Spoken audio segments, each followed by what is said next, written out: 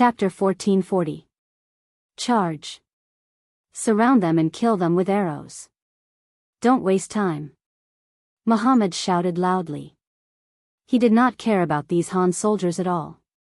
To him, as long as his cavalry charged forward, he would be able to chop off their heads to show the might of the Mongol army. They're here, they're here. 500 steps, 400 steps, 300 steps, attack. Xiao Feng stared ahead. When he saw that the vanguard of the Mongol cavalry had already charged into the attack zone, he did not hold back anymore. With a shout, the light machine gun in his hand spat out flames. Along with the sound, a division of machine guns beside him also spat out flames. A total of 30 machine guns also spat out flames at this moment.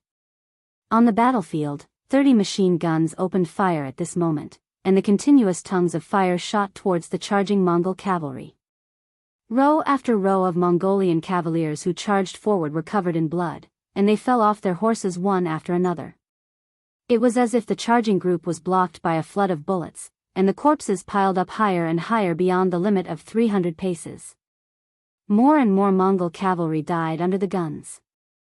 In the face of such an area of effect attack, they did not have much time to think. With the inertia of the war horses, they could not stop even if they wanted to.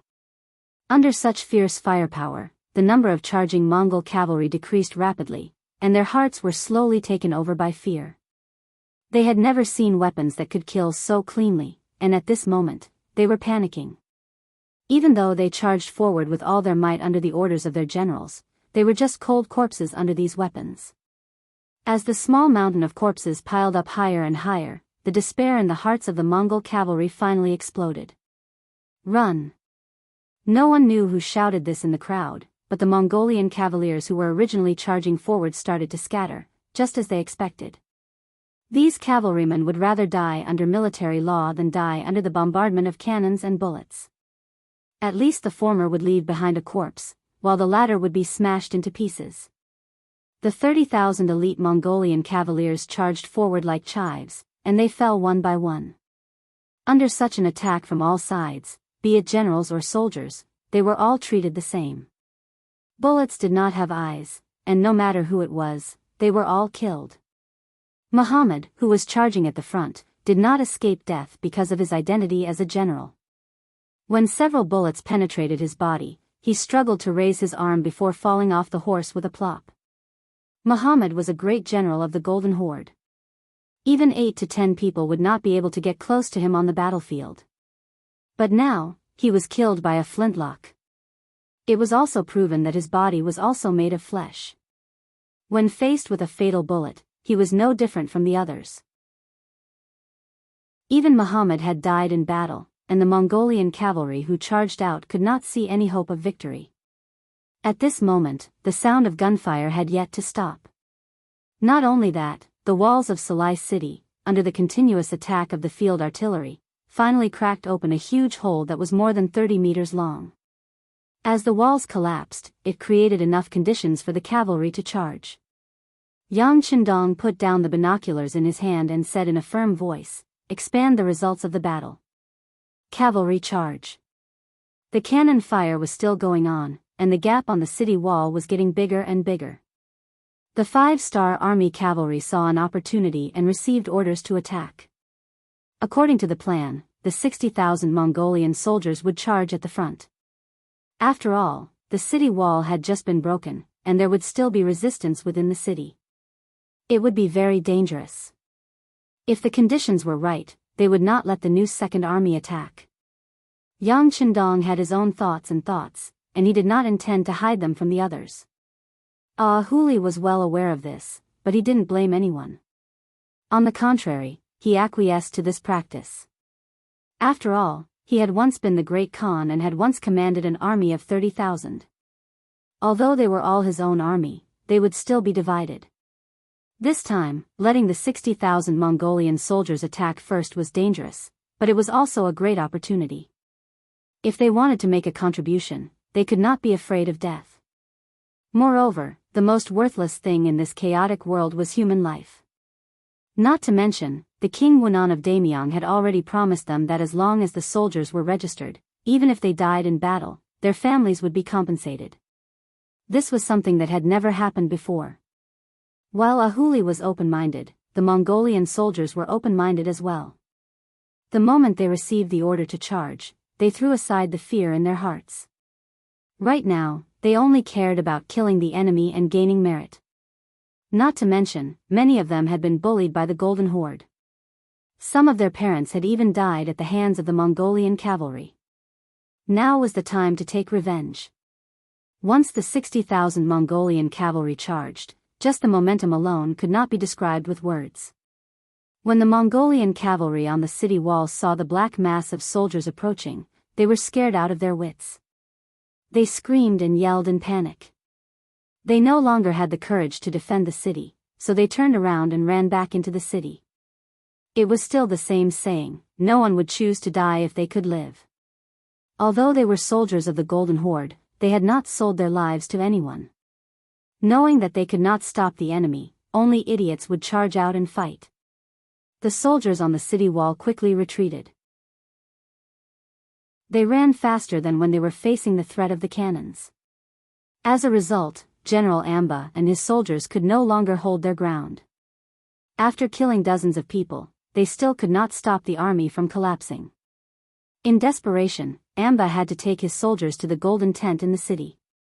The cannons rumbled, and Mahama in the Golden Horde had already heard it. Although the distance was rather far and the cannons could not reach him, just the sound alone was enough to tell that the power of the cannons was not small. Unknowingly, Mahama had a bad feeling. This Han army seemed to be different from the Han army in the past. This was the first time he had doubts about whether he could defeat such an opponent.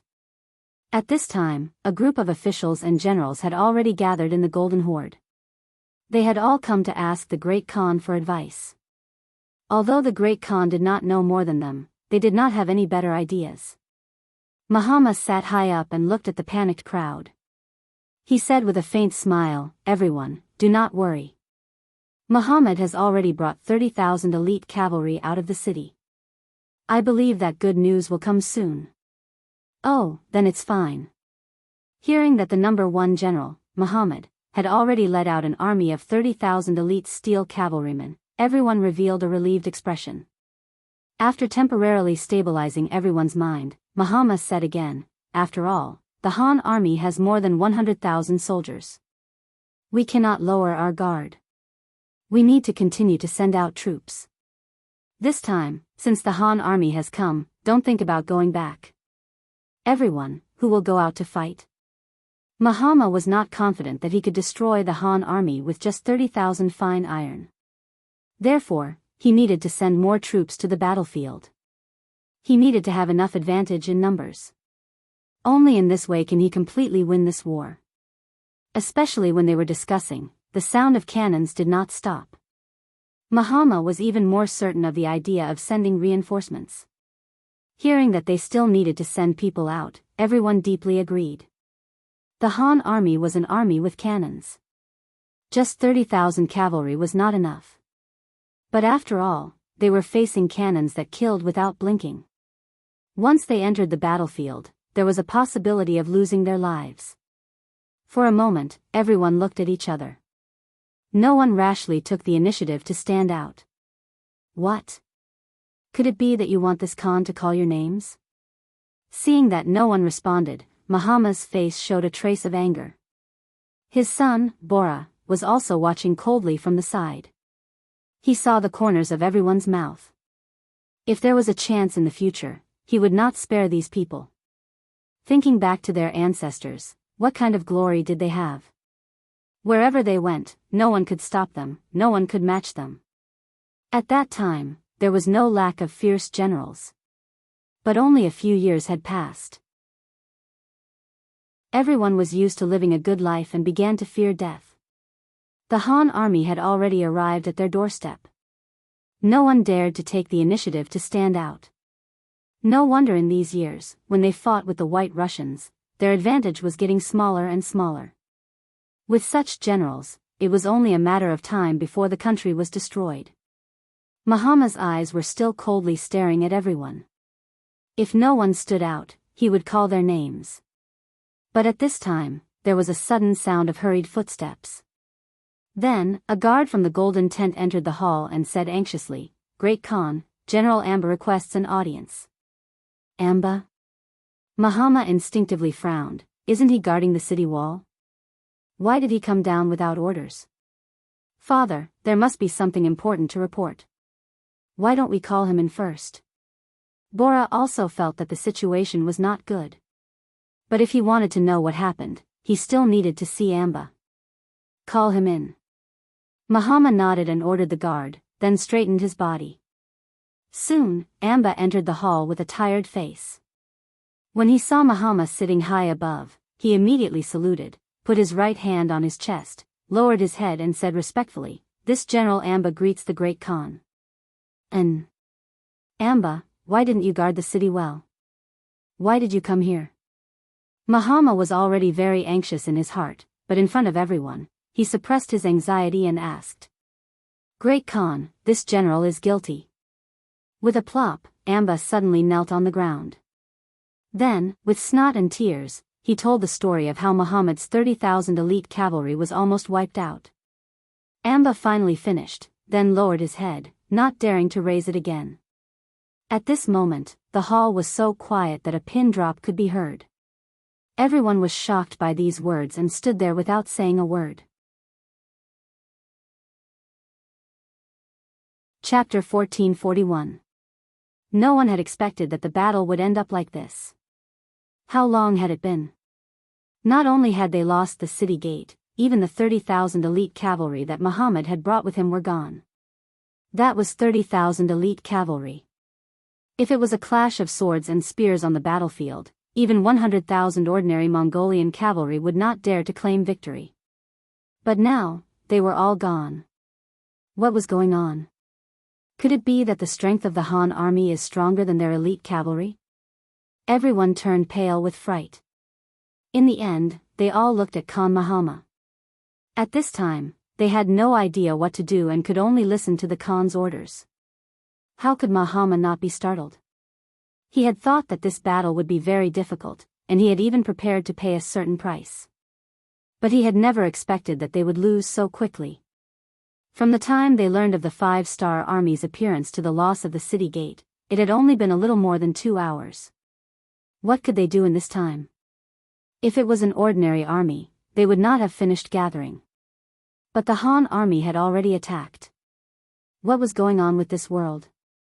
When did the Han army become so strong? There were 100,000 questions in his heart. Mahama had many questions that he wanted to understand. But now, he did not have the time. Since the city gate had been lost and the cavalry had been defeated, he was afraid that the 5-star army would enter the city soon. After losing the protection of the city wall, he had not expected such a thing to happen.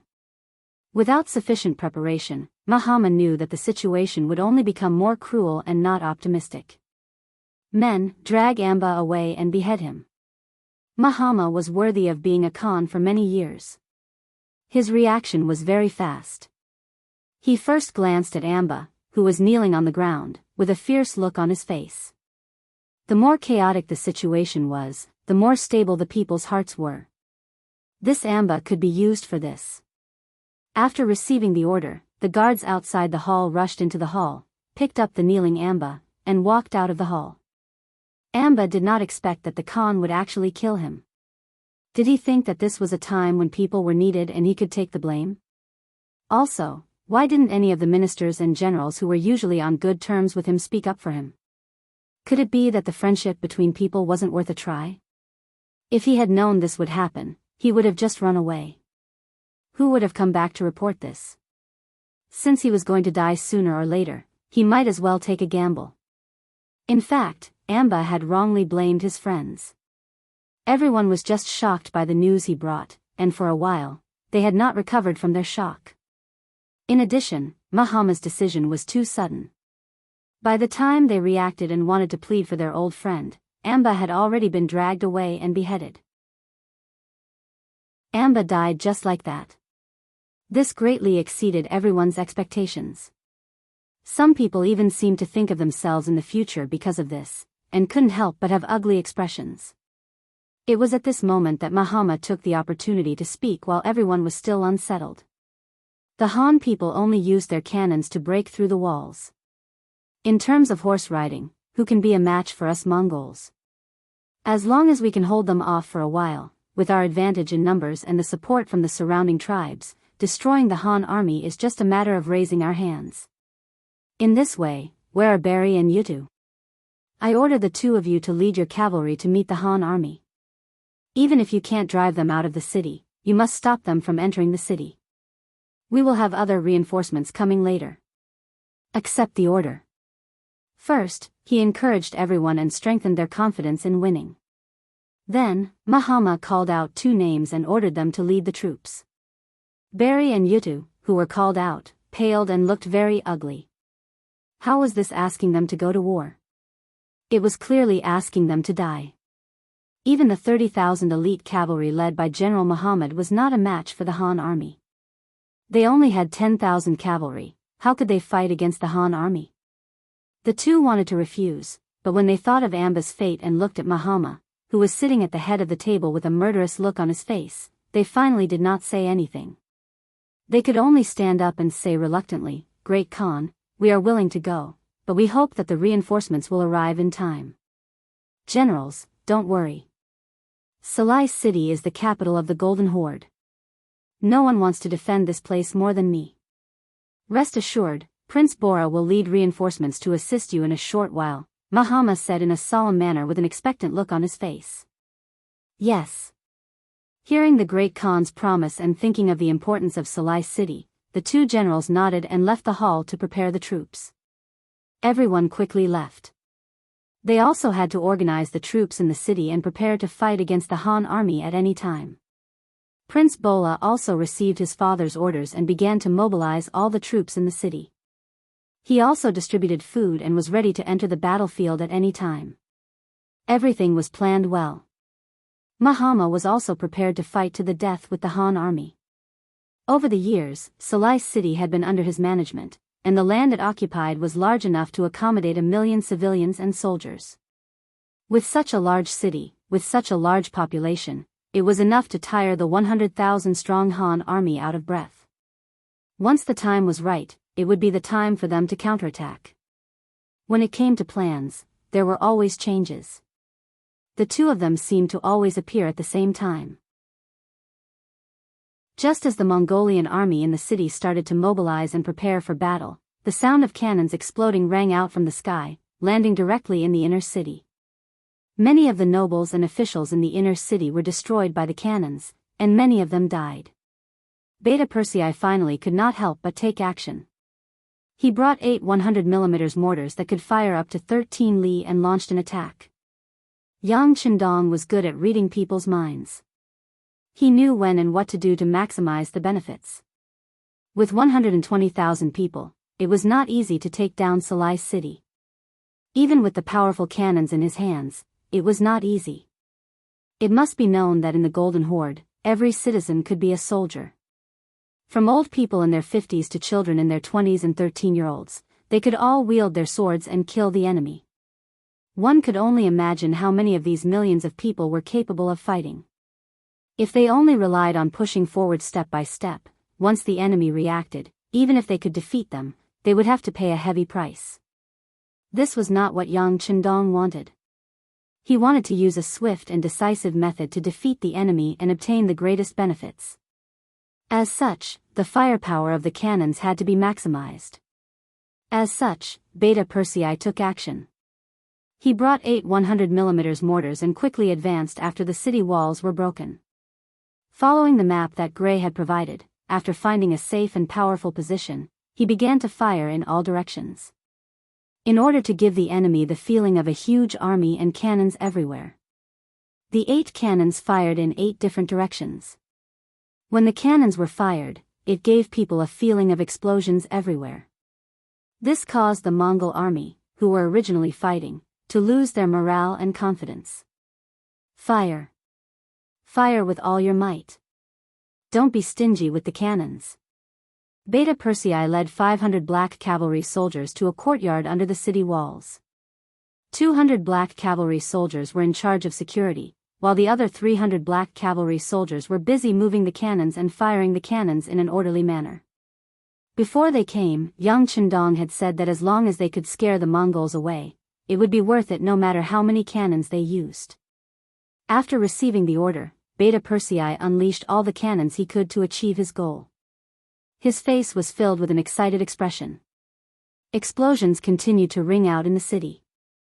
Who knew how many Mongols had died under the cannon fire?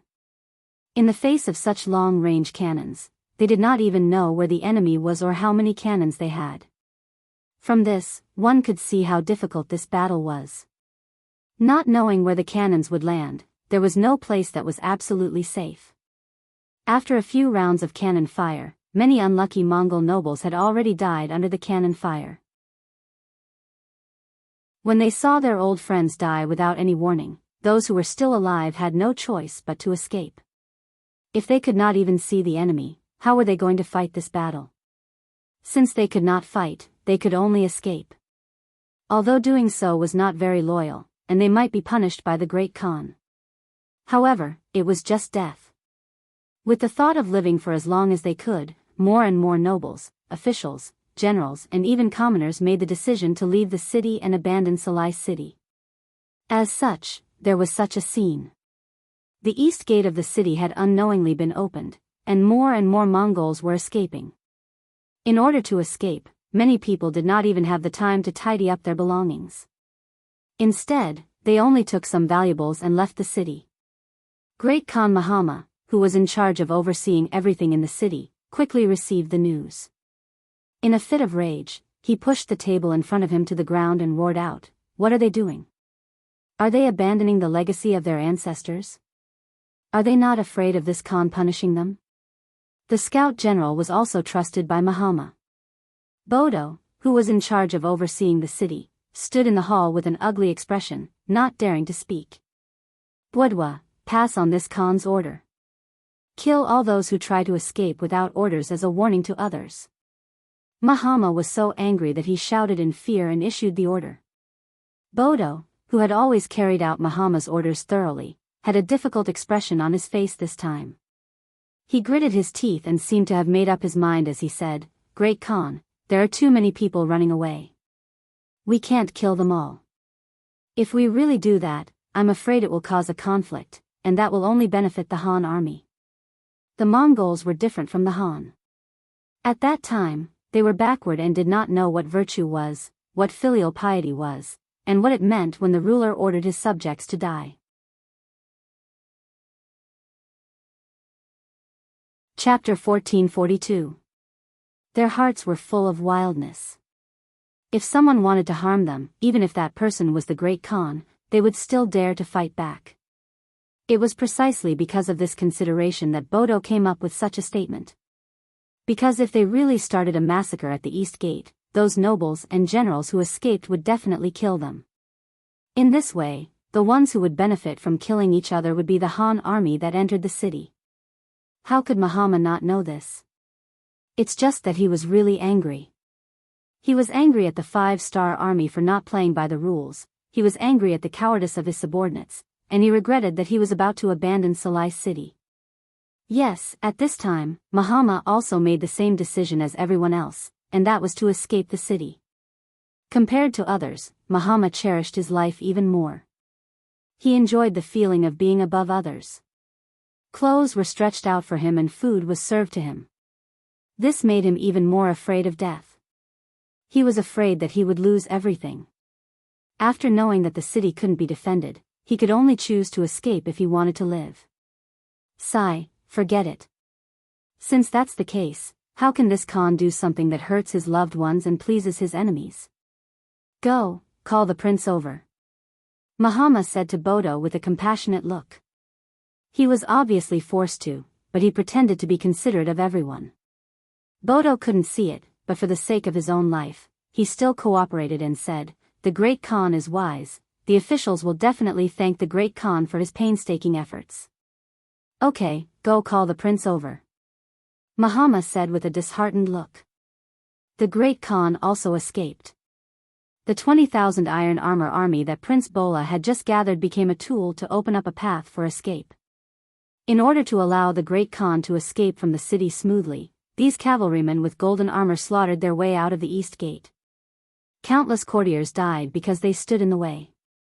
The spies that were arranged in the city immediately reported this news to the new Second Army's commander. At this time, Beta Persei also appeared with 500 black cavalry soldiers.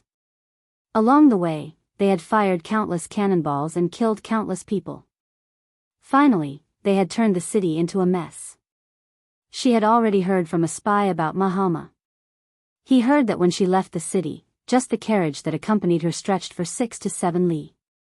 Even if one were to think with one's toes, one would be able to guess how much treasure had been transported away.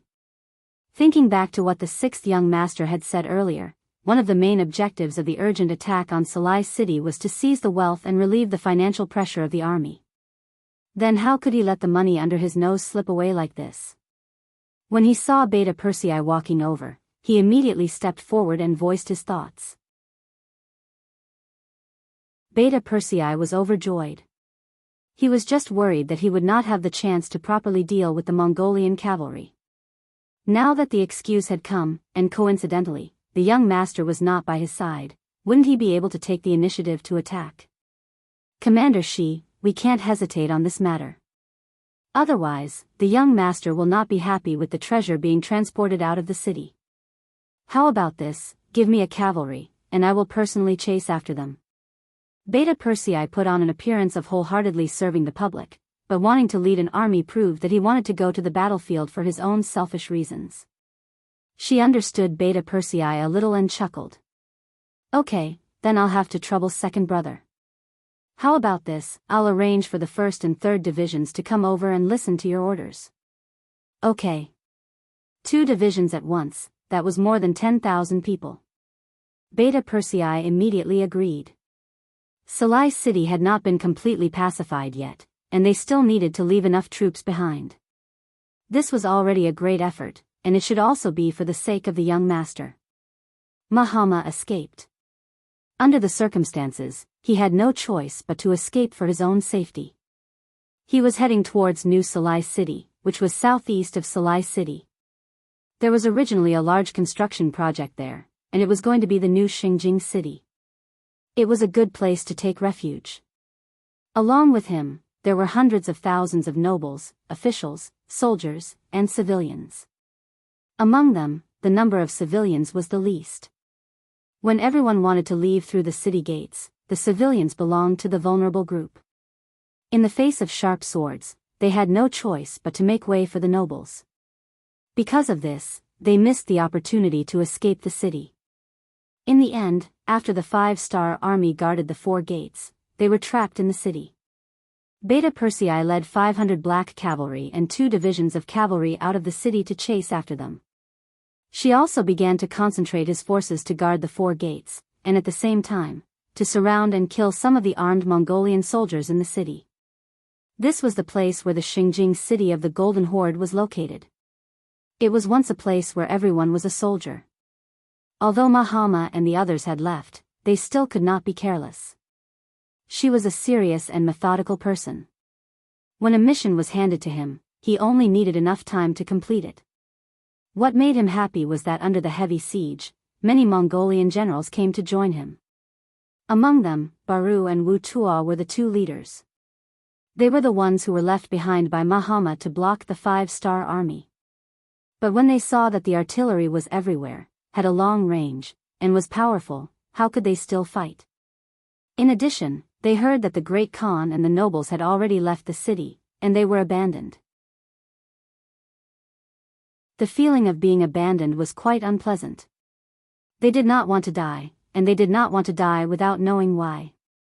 After a final discussion, they came to join him. They had already asked around. This Han commander could be considered half a Mongolian, so he would not make things difficult for them. Naturally, he was overjoyed that the 2 generals got along so well with each other. He immediately said that the 5-star army was in need of people. As long as the 2 generals were sincere, not only would they not make any mistakes, they would even be rewarded. As for how much they would be rewarded, it would depend on their performance. Generals, the 5-star army places more importance on ability and less on experience and background. As long as you do your best, you will be able to obtain a Han nationality in the future. You will be able to enjoy endless riches and safety. You must make good use of this opportunity. Shibi said earnestly to Barry and Wu Tuo. Yes, thank you General Shibi for your reminder. But what can we do next? Baru and Wu Tuo were naturally very happy. Who did not want to pursue a better life? In the past, it was only because they did not have the opportunity.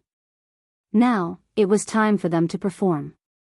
How about this? The two generals should be very familiar with the situation in the city.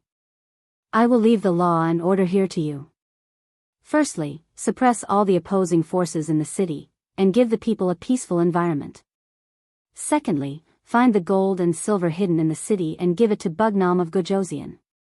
Once the matter is settled, I will naturally request for the two generals to be rewarded.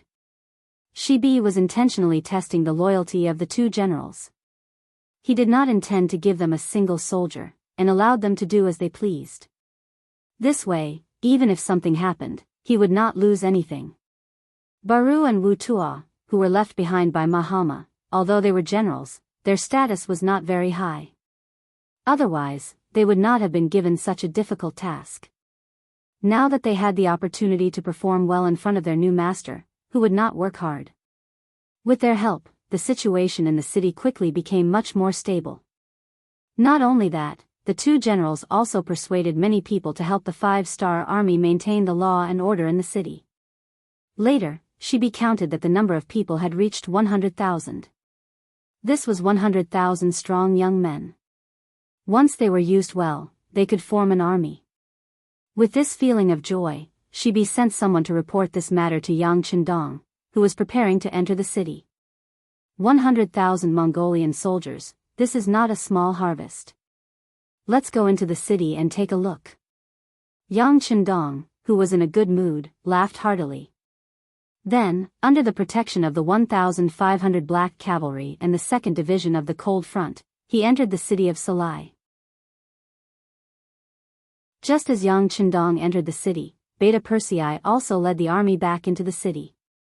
This time, the pursuit did not go too smoothly. Mahama was like a gecko cutting off its tail. He left behind all the slow carriages and followed the cavalry to speed up and leave.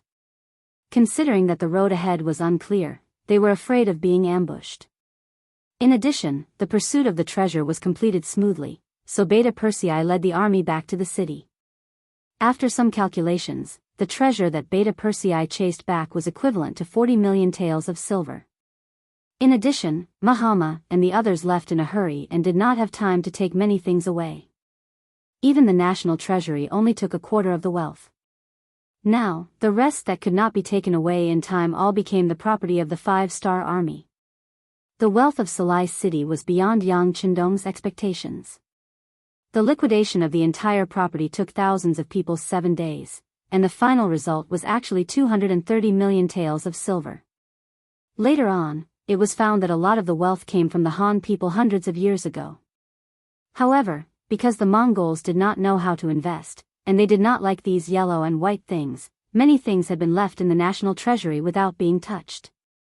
This was how they managed to gather such a large amount of silver. Now, it was a one-time benefit to Yang Xie's army. With so much silver, Yang Qindong felt that his journey was not in vain. All the investments in the Far East, Siberia, and the recent battles had been recovered, and he had made a lot of money. Overjoyed, he ordered people to leave 5,000 taels of silver for development, and sent the other 180 million taels of silver back to Chichen City. This was the fastest way to plunder wealth in war. Yang Qindong taught everyone a lesson. He believed that the opposition should be much smaller when he went to war in the future.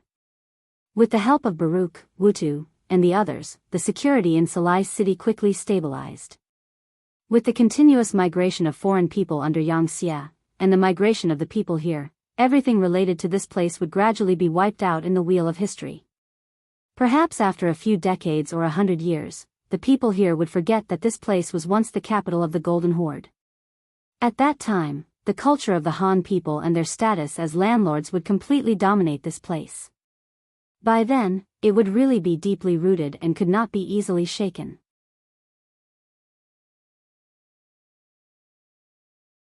Chapter 1443. Yang Chendong had also decided to rewrite history. In the future, the entire world would belong to the Han, and history would be written as such. Even if one day his descendants failed to live up to his expectations, his opponents would only appear as traitors. He wanted to establish the concept that the Han were the true rulers of this world. After 10 days of delay in Salai City, on the morning of the 11th day, the army once again set out. Their target was New Salai City. Their goal of plundering wealth had been achieved. Next, it was time to completely eliminate their opponent, the Golden Horde. The army moved out in a mighty manner. Hundreds of thousands of soldiers left the city like a long dragon. Looking from afar, it seemed to cover the sky. Compared to the time when they had attacked Salai City, there were now 100,000 more Mongolian soldiers. Gray, Barry, Wu Tuo, and the others had been personally tested by Yang Chendong. Yang Chendong had found that they were truly talented, and they had also joined the battle. They had gone from being generals of the Golden Horde to being generals of the 5-Star Corps. This time, the reaction of the Golden Horde was much faster. With the previous lesson, Scout General Bodo had already arranged for people to keep an eye on the situation. When he found out that the Han army was moving out, he immediately reported it to the Great Han. At this time, Mahama, who had just settled down in New Salai City, heard the news and his face turned red in anger. They had always been the ones chasing after others and beating them up. Now that it was finally his turn, he couldn't accept it. These Han soldiers are too much. Do they really think this Khan is afraid of them? Have the troops sent to protect the emperor arrived? Bodo, who had been waiting for this question, immediately replied, Great Khan, there are already a dozen tribes that have heard the news and arrived outside New Salai City. There are still a dozen tribes that are rushing here because of the longer journey. If we add them all together, there are hundreds of thousands of people. It's enough to deal with the Han army. Good. If that's the case, order people to pacify the tribes that have already arrived. Send people to urge the tribes that have yet to arrive. At the same time, clear out a wide area in front of the city. The battlefield should be at least 50 li horizontally. This time, we will meet the Han army here. We can't retreat anymore. This Khan wants to see if these Han people really have 3 heads and 6 arms. Even if that's the case, this time, we will not let them return. Mahama said with a face full of confidence. He was not prepared to retreat anymore, or rather, there was no place for him to retreat to. Although the Golden Horde was huge, after years of development, its population was not small. However, there were only a few large cities. Firstly, it had to do with their habits. Living in the city was comfortable, but how could they survive without grazing?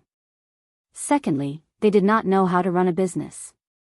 Even if they spent a lot of effort to build a city, not only would there be no income, but they would also have to pay for it. How could Mahama and the previous great Khans do such a loss-making business? After losing a few major cities, especially after losing Sarai, Mahama did not want to retreat anymore. He was prepared to fight to the death here. This time, he would bring a few 100,000 Mongolian elites to teach the Han army a lesson.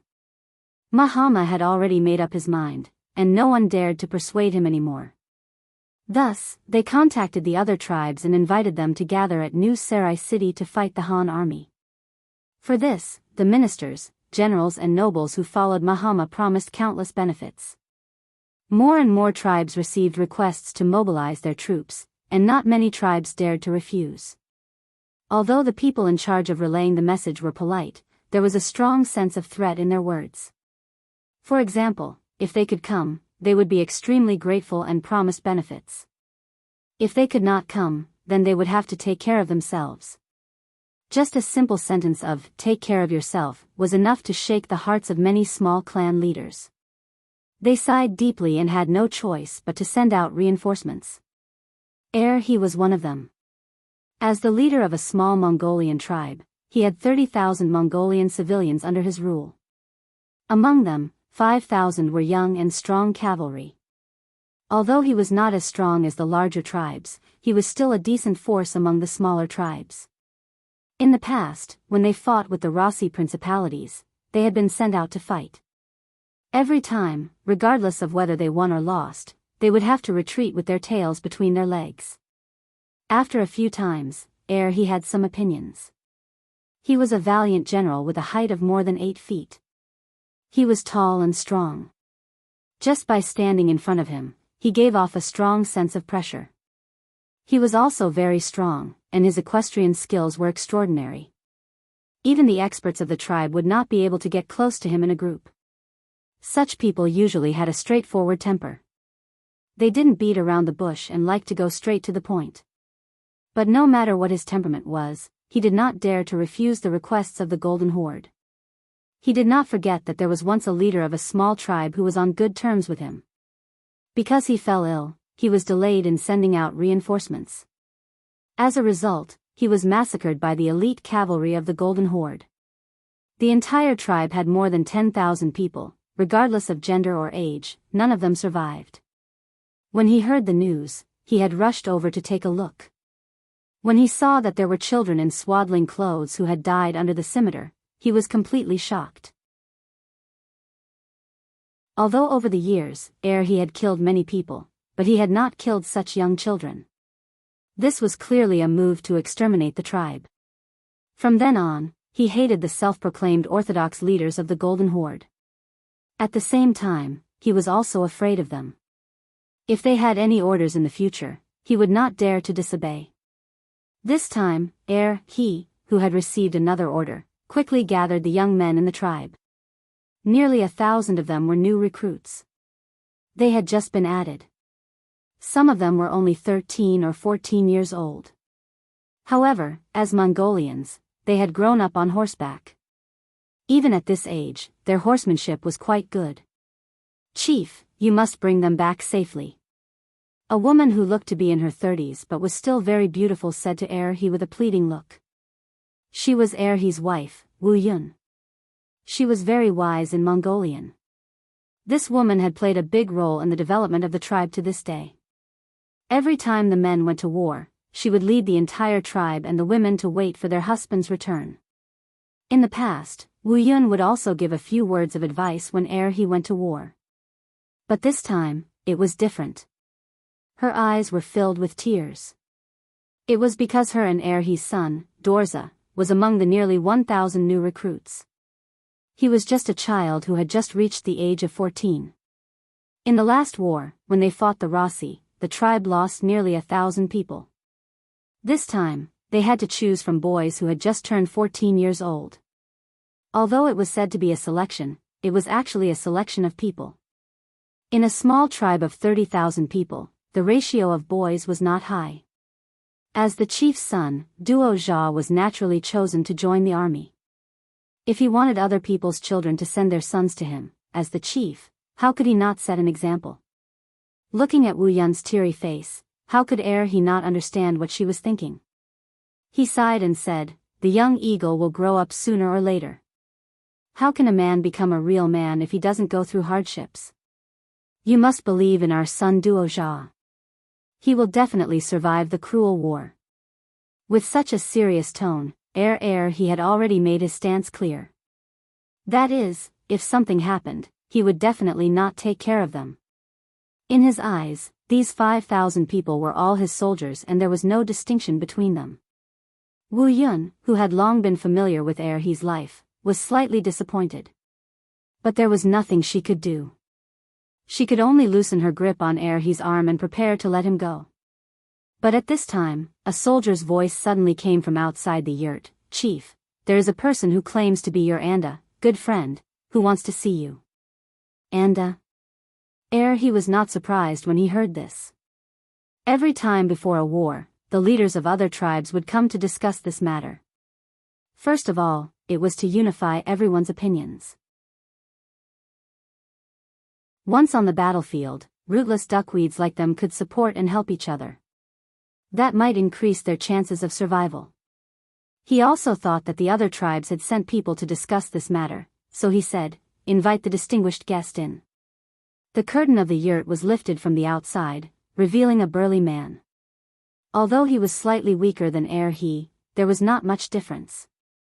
The moment this person appeared, a look of shock flashed across his originally calm eyes. He opened his mouth and could not help but ask, "General Gray, why are you here?" It was no wonder that he was so surprised. He had heard that Gray had become a traitor of the Golden Horde and a lackey of the Han people. How could a person who was wanted by the Golden Horde appear here? What was going on? In a short while, he thought of many things. It was only when his wife, Dark Cloud, touched his arm that he came back to his senses. He hurriedly said, "Come, General Gray, please." He and Gray had a very good personal relationship. It was because of his excellent performance in a battle that attracted Gray's attention. In contrast, Gray was a very famous general in the eyes of the Golden Horde Khan.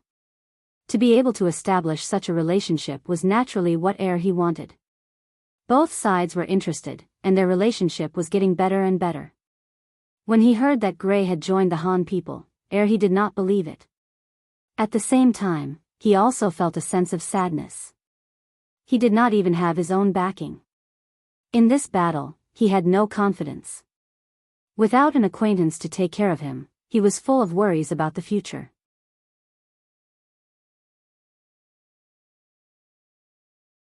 Chapter 1444. Who would have thought that Gray would appear in front of him at this time? What was he doing? Was he still a member of the Golden Horde? Whose attitude did he represent this time? What should he do? Many thoughts flashed through his mind in a short while, but he still pretended to be calm on the surface. He said to Wu Yun, "Our esteemed guest is here. Go and prepare some food." Wu Yun knew that he was looking for an excuse to make her leave. She nodded sensibly and gave Gray an apologetic smile before turning to leave. When only the two of them were left in the tent, it suddenly became quiet. Gray's voice broke the silence as he sized up he seriously. "What? Are you surprised that I'm here?" He didn't expect Gray to ask this. Originally, he thought that if Gray didn't mention it, he wouldn't take the initiative to mention Gray's position. But now, he had no way out. He could only nod. "That's right. I heard that General Gray has surrendered to the Han people." "Is that true?" "That's right. I surrendered to the Han people." Gray only waited for he to finish speaking before quickly giving an answer. This caused he to be surprised. In the eyes of the Mongols, surrendering to the Han was an extremely shameful thing. Any self-proclaimed man would never do such a thing. However, at this moment, Gray had actually admitted to it in such a straightforward manner. This had truly exceeded his expectations. Even if Gray had just found a reason or used a more tactful way of saying it, it would have been fine. Seeing the surprise on his face, Gray shook his head and smiled. If it was in the past, he would definitely not say such a thing. He would be proud of surrendering to the Han people. But this time, after seeing the power of the 5-star Army's firearms, he was convinced. He also completely understood that if the Golden Horde were to face the tyrannical power of the 5-star Army, there would only be one result, and that was failure. As for the degree of failure, it would depend on how strong Mahama's resistance was. If the entire Mongolian people resisted, although the Mongolians would not be completely wiped out, they would definitely suffer a great loss. Since that was the case, Gray believed that what he needed to do was to preserve as much of the strength of the Mongols as possible. Hence, when he heard that Mahama was gathering the Mongol army towards New Salai City, he took the initiative to ask Yang Qindong. He wanted to persuade more Mongol tribes not to become enemies with the 5-star Army. What Gray didn't expect was that after hearing his request, Yang Qindong only hesitated for a moment before agreeing. Not only did Yang Qindong give him a sizable amount of gold and silver, he even allowed him to leave the camp with a dozen of his personal guards. Not only did he not send anyone to keep an eye on them, he also gave them enough money.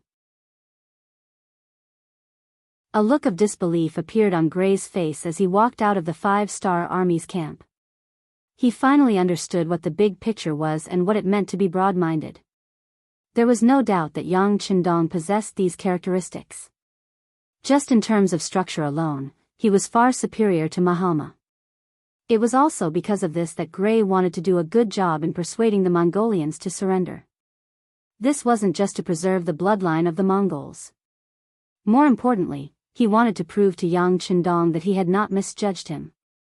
Since he had received money and gained trust, he would do a good job.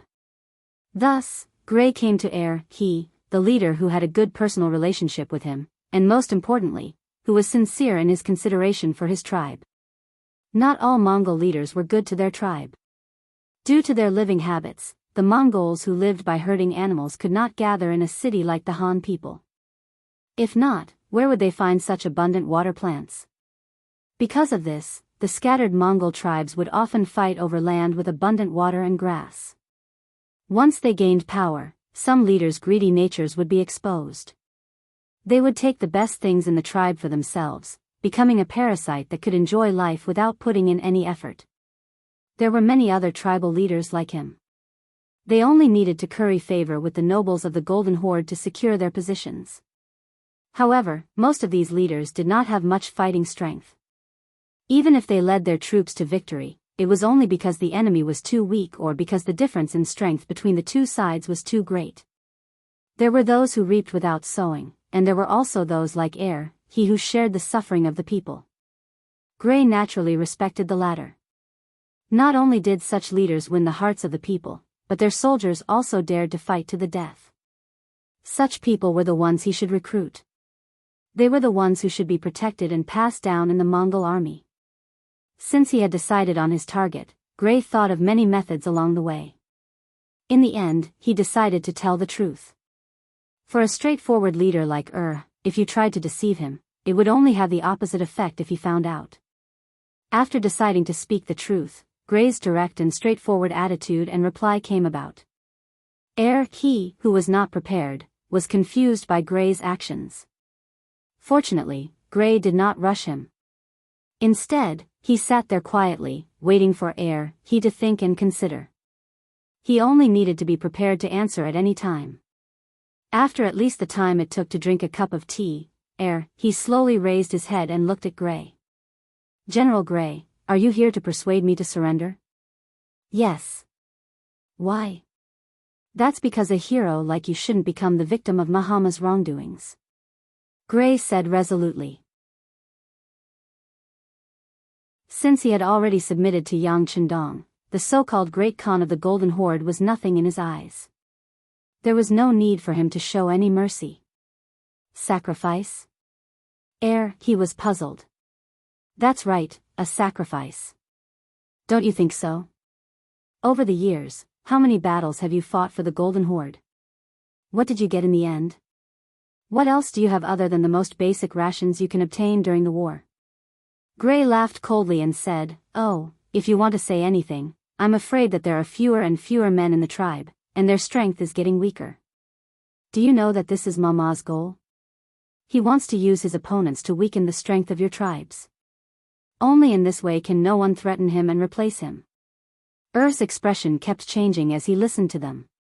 Of course, he understood the logic behind this.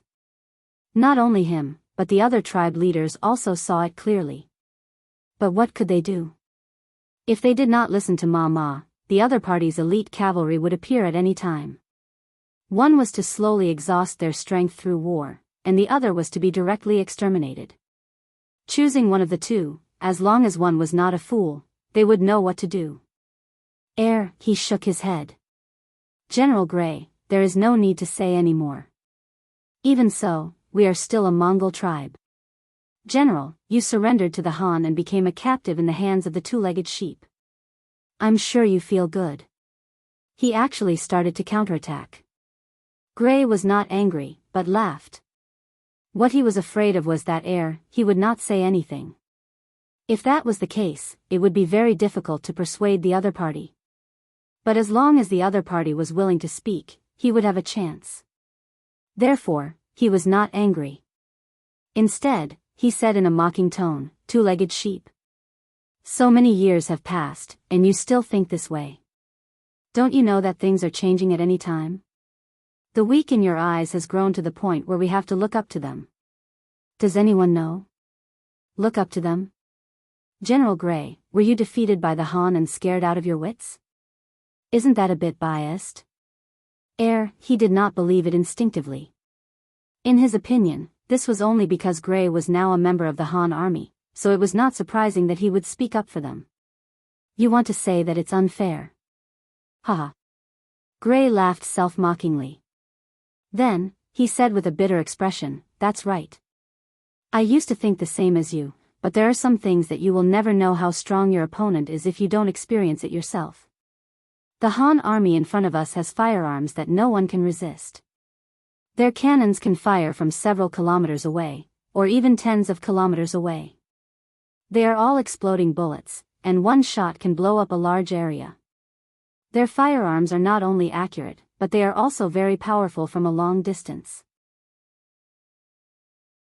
They can easily penetrate thick armor, and even strong horses are as fragile as thin paper under their muzzles. Let me ask you, who can stop such an army? Who can compare to them?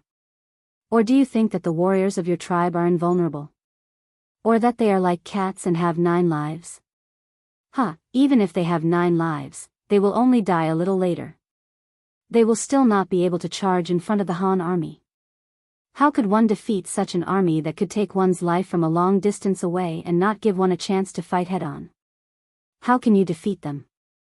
Gray asked several questions in succession, leaving he speechless. He did not know how to answer. They had seen firearms before.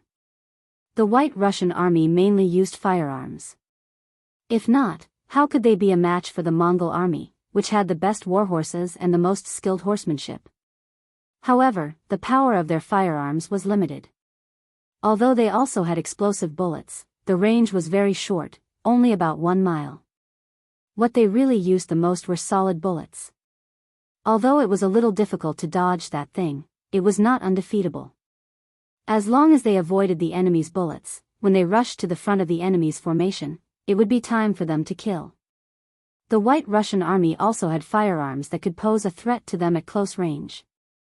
However, those firearms needed a long time to reload every time they were fired.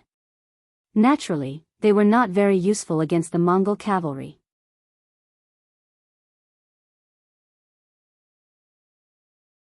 Chapter 1445. Even so, the Mongol army had to pay a huge price in order to obtain victory against the White Russian army. Furthermore, this method of fighting where both sides suffered heavy losses caused the Mongol cavalry to feel fear and headache. Now, Gray was saying that the Han army's firearms were far more powerful than the White Russian army's. Furthermore, from the looks of it, their firepower was not just 1 or 2 times greater. Bullets with a range of a few kilometers and muskets that could continuously take a person's life. If they really had these things, it would be normal for the Mongol army to lose. He's expression kept changing. Gray knew that the other party had taken his words to heart. Striking while the iron was hot, he continued to speak. It's precisely because of the might of the Han army's firearms that this general was defeated in their hands. Xinjiang Sarai city was captured in less than a day. Now, the Han army has set their sights on New Sarai city.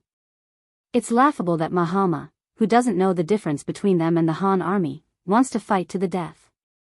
However, they don't know that the final battle will happen, but they will definitely be the ones to die. The Han army will definitely win. No matter how many tribes come this time, they won't be a match for the Han army. They will just be increasing their casualties. Isn't this a little exaggerated? His tone carried a trace of doubt as he listened to this description that did not seem to be true. No, not only is this not exaggerated, it's not enough. There are some things that you will only know if you personally experience it. Gray sighed. At this moment, he was truly worried for the future of Mongolia. Faced with such powerful firearms, he could not see any possibility of the Mongol army winning. This final battle might end with the Mongol army suffering a great loss. If that was the case, would the Mongol army still have a future? If that's the case, we are indeed not a match for them. However, even if we can't win, we can still escape. He understood Gray. Although he was greedy, he was not a person who did not know how to lie. Thus, he chose to believe Gray. However, he did not think that surrendering to the Han army was the only way to survive. Escape? Where are you running to? I forgot to tell you that the Han army this time is different from the Han army in the past. Facing their enemies, not only will they not show any mercy, they will even build a city here to replace the ruler and become the new master of this place. At that time, any forces and tribes that oppose them will have to face a cruel blow. Rather than surrendering at that time and becoming a pariah, it is better to surrender to them now. At least they will still be loyal to them. They can even raise some conditions and enjoy a lot of benefits. Gray's words had completely shocked He. In fact, Gray's words were even more shocking than Gray's words about how powerful the firearms were. In the land of Wuxia, there had been many wise monarchs and great figures. However, there were very few people who truly made the Mongols afraid, and none of them were afraid to the bone. The reason for this was that the Han people did not care about their territory and would often leave after winning a battle. This piece of land would eventually belong to them. Just based on this point alone, once the Mongols were strong, they would definitely set their sights on the Han. On the other hand, he wasn't afraid that the other party would do anything to him. This was also the biggest reason why the Mongols had been able to survive until today. If it wasn't for that, they would have been annihilated countless times already. But now, Gray had actually said that the Han people were going to build a city here and build an army here. Wasn't that equivalent to occupying their final resting place? If that was the case, how could they survive? Could it be that the heavens wanted them to die? He's expression became extremely ugly. He finally understood why the prideful Gray would surrender to the Han people. Yes, when the Han people were not only strong, but they also wanted to occupy their territory and not leave, that kind of deterrence would truly make people feel fear from the depths of their bones. After being shocked for a long time, he finally opened his mouth and asked, "Our land is so barren. Other than the fur of animals, there is nothing else that can catch their eye. If they build a city here and station an army here, where will all the expenses come from? I don't think the Han people will be able to sustain this kind of loss-making business for long." The reason why the previous dynasties had only defeated the Mongols and not occupied their land was because this place was simply too barren. Apart from spending money and manpower, there were no benefits to occupying this place. But now, the Han army actually wanted to occupy this place for a long time. Did they not consider this point? No. We were all wrong. The Han people have already found a lot of iron ore nearby. I heard that once those things are shipped out, they can be sold for a lot of money. Pitiful people like us who are ignorant. We actually did not know that we were guarding a treasure mountain. Now, it is all going to benefit the Han people. With this income, they can stay here and not leave. Gray shook his head. How could he not have thought of the same idea? But when he heard that the Han people had opened up the mountain to mine, this idea had completely disappeared. With a plop, he fell back into his chair. This time, he finally understood that the Han army had thought of everything. This way, the nightmare of the Mongols was about to arrive. No. It could not be said that it was a nightmare. The Han people needed people to mine, right? This way, wouldn't it be an opportunity for them? If they lived a herding life, they could survive when the years were good, but it was not a long-term plan.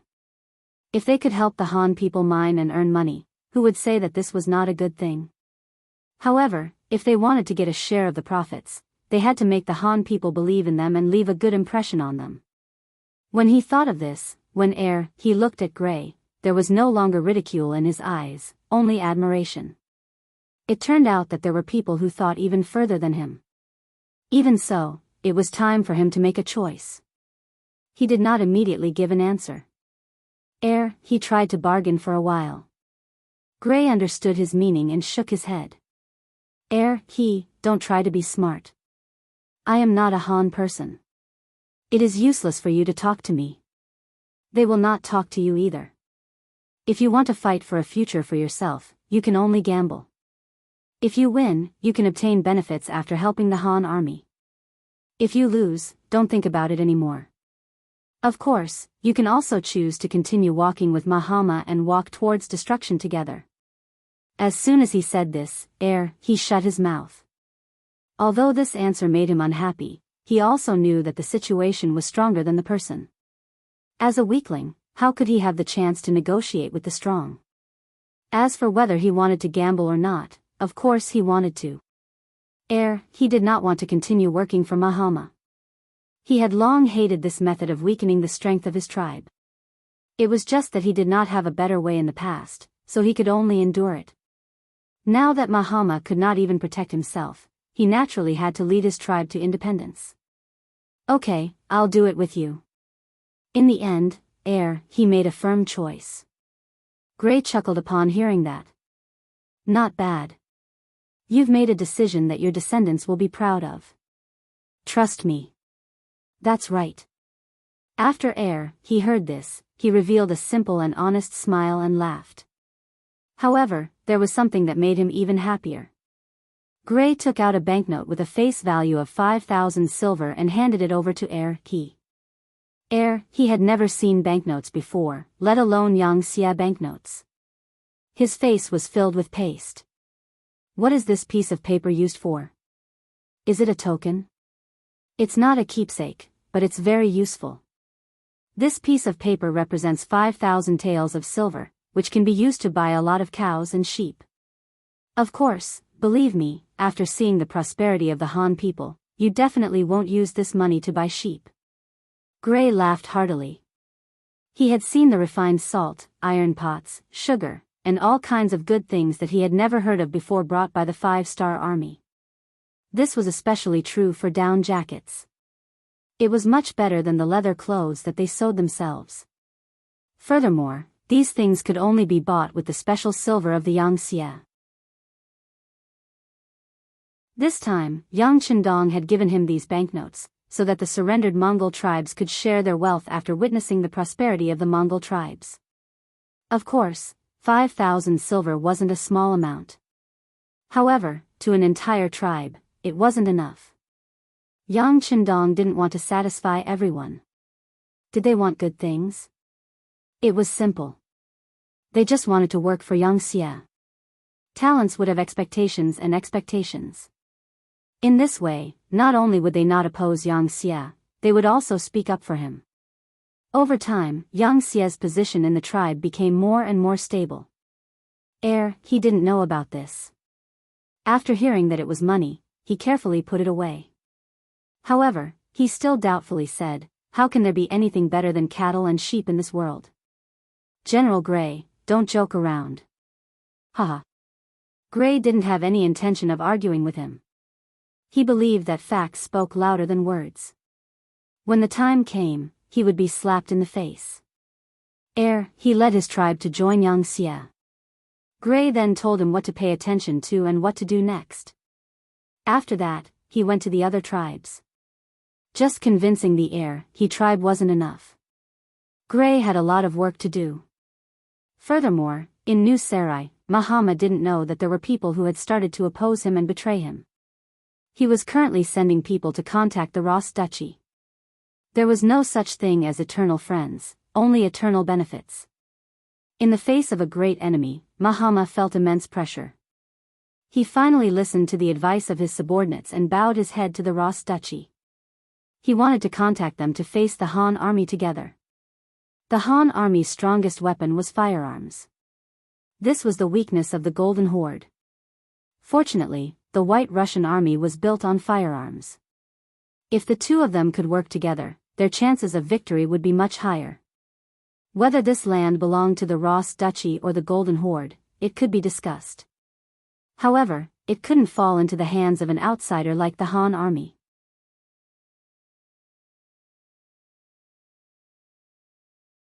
Chapter 1446. After the messengers were sent out, more and more Mongol tribes began to gather outside the city. Mahama's expression was no longer as ugly as before. When he heard that the Han army had already set out from Salai City, his face turned gloomy and ruthless. Come, this time I will let you know what a human wave tactic is. I will let you know who is the true ruler here. His words were ruthless, but Mahama, who had already suffered defeat after defeat, did not dare to underestimate Yuhan's army. In view of the previous two failures, he decided to concentrate his forces and launch a fierce attack. He did not believe that the Han army would have an endless supply of gunpowder. As long as he was willing to sacrifice lives, there would be a time when the enemy would run out of gunpowder. At that time, it would be time for him to launch a counterattack. As for the deaths of his cavalry, what did that have to do with him? Even if he could not defeat the Han army, as long as he could delay for a period of time and wait for the Ross dukedom to make their move, the Han army would have to split up. That would be the time for him to launch a counterattack. In any case, this time he would definitely seize every opportunity to launch a counterattack. He would definitely deal a heavy blow to the Han army and chase this nightmare out of his mind. For the sake of this victory, he had used all his trump cards. He had also sent out the 20,000 golden armored cavalry, which was made up of the strongest youths, to be used at the most crucial moment. In order to create these golden armored cavalry, Mahamar had spent a lot of effort. The heavy golden armored cavalry was meant to deal with the White Russian army's musketeers. Now that they were used to deal with the Han army's musketeers, they could be considered to have made the best use of them. Although sending out all 20,000 golden armored cavalrymen would be equivalent to bringing out their final trump card, which would put them in a much more passive position when facing the Russian army in the future, compared to the Han army that was already threatening their lives, the matter at hand was more important. One after another, the tribes began to gather outside New Salai City. The number of tents outside the city was increasing by the day. Every day, there would be dozens of carts of rations being transported out of the city and distributed to the various tribes. Providing rations to the troops was a must. After all, they could not let them fight on empty stomachs. However, this was the only thing that Mahama could do for everyone. In fact, he didn't trust these tribes. It could be seen from the fact that they weren't even allowed to enter the city. But even so, many tribes were still waiting outside the city. Many small tribes were even sharpening their swords. They wanted to perform well and curry favor with Mahama. The number of soldiers outside the city increased every day. For example, the 5,000 cavalrymen of the Urhit tribe had also arrived outside the city and found an inconspicuous corner to stay. There were 7 or 8 other tribes like the Urhit tribe, totaling around 30,000 cavalrymen. By the time Yang Chendong and the 5-star army arrived at New Sarai, the Mongolian cavalry had already reached 400,000. 400,000. This Golden Horde Khanate is quite capable. After listening to Su Yunxing's report, Yang Chendong could not help but sigh at the power of the Golden Horde. Have you found out how many tribes are rushing here? Young master, there are about 150,000 people rushing out of the city. It's just that their marching speed is too slow. It's hard to say when they'll arrive. Su Yunxing replied with some difficulty. He blamed himself for not being able to help Yang Chendong relieve his worries. As if seeing through Su Yunxing's confusion, Yang Chendong waved his hand indifferently and smiled. This matter has nothing to do with you. These people are not traveling slowly, but they don't want to participate in this battle. However, they don't dare to not come, so they slowed down their marching speed. This way, they don't have to participate in the battle and won't offend Mahama. People like them are not really our enemies, so we don't have to worry about them for the time being. After listening to Yang Chendong's explanation, Su Yunxing finally understood. Knowing this, he asked excitedly, "Young master, these people won't be here for a while. When are we going to attack? Let's rest today. We will attack early tomorrow morning. We want to defeat the enemy in front of everyone. We want to use their mouths to spread the word that the 5-star army is invincible. It will be a nightmare to be our enemy." When Yang Chendong said these words, his eyes revealed a strong sense of confidence. As the industrial system of Crimson City grew step by step, many problems with guns and cannons were solved. He could finally get rid of the need to rely on Datsang to fight. This made him very confident, and also allowed him to increase the pace and speed of unifying the world. Yes, your subordinate will pass on the order. After Su Yunxing received the order, he was also very excited. After saluting, he turned around and left. Yang Qindong was left in the newly built central tent. He looked at Beta Persei, who was standing quietly but had a restless look in his eyes. What's wrong? My hands are itching again. Haha. Beta Persei showed a simple and honest look. You have a loyal face, but in fact, your brain is full of petty tricks. Forget it, if that's the case, I'll leave the cannons to you tonight. Remember, don't let the enemy be idle, and prevent them from launching an attack. Yang Qindong looked like he couldn't be bothered with Beta Persei. Thank you, young master. Don't worry. Beta Persei smiled. He knew that this was the young master's way of compensating him. If there was a chance, he would take the opportunity to kill the enemy. How could he not grasp it? After agreeing, he quickly went out to make arrangements. It was not the first time Beta Persei commanded the artillery, and he was already familiar with it. When he arrived at the camp of the 2nd Cold Front Division's artillery regiment, the regiment commander, Lin Luan, ran out excitedly. As if they were familiar with each other, he immediately asked, "Second brother, is there a mission?" "Sixth master has ordered that a battalion of men from your artillery regiment will cooperate with the work tonight. The rest of you should rest well. Tomorrow is the day of the big battle." Beta Persei patted Lin Luan's shoulder, as if this was just a small battle and the big battle was yet to come.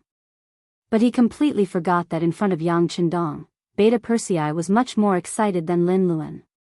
"Okay, I'll accompany you tonight, second brother," Lin Luan said excitedly. "No, you have to rest well tonight. Tomorrow morning is the time for you to show your prowess." Beta Persei rejected him mercilessly. What a joke, he didn't want anyone to criticize him when he was commanding. Lin Luan's face immediately turned bitter. "Second brother, let me accompany you. Otherwise, you'll be bored." "It's not boring at all. The sound of the cannons rumbling, your second brother is energized when I hear it." "Okay, you should go and rest." Beta Persei waved his hand impatiently, then seemed to think of something and said, "Oh right, leave me more shells." Seeing that he could not stay, Lin Luan's face turned bitter. "Second brother, we still have to save some shells." "It's okay, I've already sent a telegram to Jianghu and asked him to arrange for more to be sent over. Just fire as much as you want." Beta Persei chuckled. It was true that he was Yang Qindong's subordinate, but he was also one of his people. Most of the time, his every move was monitored, and it was extremely difficult for him to pull any tricks. But for something as serious as a battle, there was no problem for him to use some connections to get more shells. Even if he reported it to the young master, he was not afraid. Beta Persei even mentioned Yang Wu, and a smile appeared on Lin Luan's face again. With second brother's words, I know what to do. Don't worry, there will be enough shells for tonight, hee. Lin Luan left satisfied and ordered his men to bring over a few more shells. Beta Persei was waiting for the sky to turn dark, waiting for the time to show off his power. Outside the city of New Sarai, many yurts were lit with smoke, and dinner was being prepared. The Han army had already set up camp 5 miles away, and they had also set up their military tents. Seeing that there would be a big battle tomorrow, everyone was seizing the time to rest. After all, for some people, tonight might be the last night of their lives. When the sky was completely dark, except for some troops in charge of night duty, most of the Mongolian soldiers went into their tents to rest. The time had finally come, and Beta Persei, who had been waiting impatiently for a long time, began to move the field artillery forward. Beta Persei's request was not high. He only wanted to push forward 1 mile. He wanted to ensure that the range of the field artillery could threaten more Mongolian soldiers. In order to cooperate with his actions, the new 2nd Army's 1st Division commander, Cao Cao, led the cavalry to protect him. Second brother, it's about time. Seeing that the artillery had already pushed forward more than 1 mile, and if they did not stop, they would probably reach the enemy camp. Xiao Qiao finally could not help but ask. "Oh, then here it is." Beta Persei showed a simple and honest smile, scratched the back of his head, and directed the field artillery to begin to adjust the direction of the artillery fire, measure the ruler, and lock onto the target. Although it was night, the Mongolian army's every move was clearly seen by the Mongolian army. After seeing the other side continuously approaching them in the night, they first watched silently. When the distance between the two sides was less than 3 miles, they were already prepared to charge, and were prepared to summon their troops at any time. At this time, the Han army suddenly stopped. This allowed them to heave a sigh of relief, and they also wanted to see what the other side was going to do. The artillery was blocked by the cavalry of a division.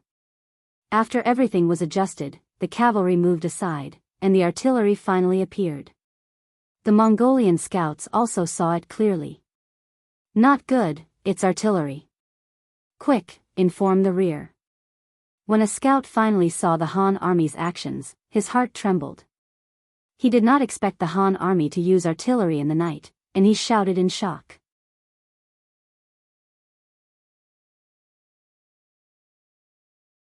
Chapter 1447. It must be said that the Golden Horde also had some cannons. However, compared to them, there were very few of them and their range was very short. Because of that, they did not dare to take the risk of using them in the dark. What if they were destroyed by the Han cavalry? On this point, the 5-star army did not have so many misgivings. Be it in terms of range or numbers, they were willing to take the risk. They also had the strength to take the risk. After all, there was still a regiment of cold vanguard soldiers mixed in with the 1st Regiment. The 2nd Regiment commander, Zhong Guanquan, was afraid that the enemy would not come. The cavalry dodged to the sides, and under Beta Persei's orders, the cannons began to fire towards the Mongolian camp. The direction of the cannons was towards the middle of the Mongolian camp. That was where most of the enemies were gathered, and they were also the ones who supported the Great Khan. As for the smaller tribes like He, they had already received news that their general's camp was in a corner, and was not within the range of the cannons. In the originally silent night, the sound of cannons suddenly rang out. One by one, the tents were bombarded until there was nothing left. Who knew how many Mongolian soldiers were still sleeping when they were born, going to meet the Tingri that they trusted so much? There were a total of 50 cannons, and every shot was accompanied by 50 furious roars. Everywhere the cannons blasted, flames and cries of pain could be heard. The sound of the cannons alerted the other Mongolian soldiers, and they were unable to sleep. Instead, they walked out of their tents, their eyes and mouths wide open as they stared at the hellish scene in front of them. Amongst them were the leaders of the smaller tribes like he who had been persuaded by Grey. They had crossed swords with the White Russians before, and had seen the power of their cannons. From their point of view, the cannons that could shoot a huge iron bullet with a single shot were already very terrifying. They were already a headache for them. However, in comparison, the cannons of the Han army were much more powerful. The cannons would explode after hitting their targets, causing shrapnel and metal fragments to fly in all directions. It was truly fatal. Did you not see the soldiers who were 7 or 8 steps away from the explosion falling to the ground? Even the warhorses they were riding couldn't escape. They were knocked down to the ground by the remaining power of the blossom bullet, and screeched incessantly. Are these the cannons of the Han army? Many of the Mongolian soldiers who were not hit by the cannons looked at this scene with fear in their hearts. Many of them even exchanged glances with each other, as if to say, how could they resist the power of such artillery with mere manpower? If the Han army had such an endless supply of cannons, how could they fight this battle? How many people would it take to rush in front of them and brandish their sabers? As for he and the others, they completely believed Grey's words. This time, the Han army did not have a good feeling about this.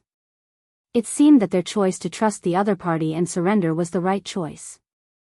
The cannons were still firing. In less than an hour, hundreds of tents had been destroyed, and tens of thousands of people had been hit, either dead or injured. Finally, the cannons stopped firing, as if they were tired and wanted to rest. On both sides of the cannon formation, regardless of whether it was the 2nd Cavalry Division of the new 2nd Army or the 2nd Cold Front Division, a sliver of disappointment appeared on their faces. Originally, they had assumed that the Mongolian cavalry would not be able to endure such torture and would take the initiative to charge over. However, who would have thought that after an hour of cannons firing, not a single one of them had charged over? This caused them to be greatly disappointed, and they scolded the Mongolian cavalry for not having any backbone in their hearts. Let's rest for a while and lower the temperature of the cannons before firing again. Beta Persei lit up a cigarette in satisfaction, and threw the rest to the soldiers beside him. Then, without caring about his image, he sat down on the ground with a satisfied smile on his face. The previous round of cannons firing was extremely satisfying, and had also achieved the goal of not letting the Mongolian army rest. When he looked at the 5-star army camp behind him, they were still incomparably silent. Clearly, they had already received the news, and did not bother about the cannons firing. They should sleep if they had to. One side was full of energy after a night of rest, while the other side was extremely tired. Even in terms of soldiers, they had a 30% advantage. When Beta Persei thought about how all of this was achieved under his command, he could not help but feel extremely satisfied. The cannons of the Han army finally stopped firing, and the soldiers in the Mongolian camp heaved a sigh of relief. The Mongolian soldiers who were fortunate enough not to be hit by the cannons naturally rejoiced, but at the same time, they started to set up their tents. There was still a huge battle tomorrow, and they still needed to rest. However, it was a pity that the area in front of the city gates could not be used anymore. That area was filled with craters caused by the cannons, and the ground was also covered in blood. Furthermore, there were corpses everywhere, and the stench was extremely strong. They could not stay there any longer. There was not enough space, so they could only move to the sides. Using this chance, the tribes also moved their tents, moving to the sides. Their actions were ridiculed by the other Mongol tribes, while the tribes loyal to Muhammad took the opportunity to occupy those places for their army to set up camp. On the city walls of New Salai City, Prince Bola saw all of this, and his expression was extremely solemn. We can't go on like this. Who knows if the Han army will use their cannons again? Just in case, we need to be prepared. Where's Houlihan? I order you to lead the 5,000 cavalry and prepare to charge.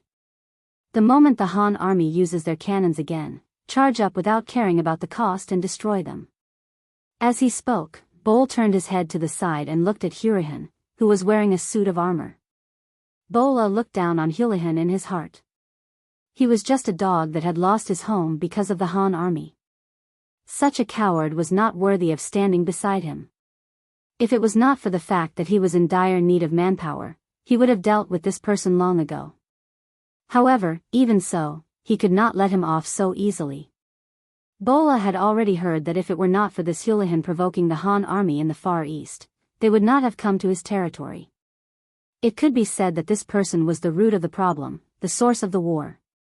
With such an understanding, how could Bola treat Houlihan well? Sending him out this time was equivalent to sending him to his death. When the ashen-faced Houlihan heard that he was going to be deployed in the middle of the night, he dropped to his knees and begged, "Your Highness, please spare this lowly one. This lowly one is willing to serve you as my master and serve you for generations to come." Seeing that Houlihan did not want to lead the troops, Bola's face sank, and his voice became cold. "What? You want to go against my orders?" "This. Your Highness, it is not that this lowly one wants to go against your orders. It is just that the Han army's cannons are too powerful. Furthermore, they are taking the initiative to attack, so it is impossible for them not to be prepared. Attacking in the middle of the night is too short-sighted, and it is not suitable." Houlihan opened his mouth and spouted nonsense. "Humph. Even if it is the middle of the night and we cannot see through the enemy, they should not be able to see through us either, right? This is the best time to attack.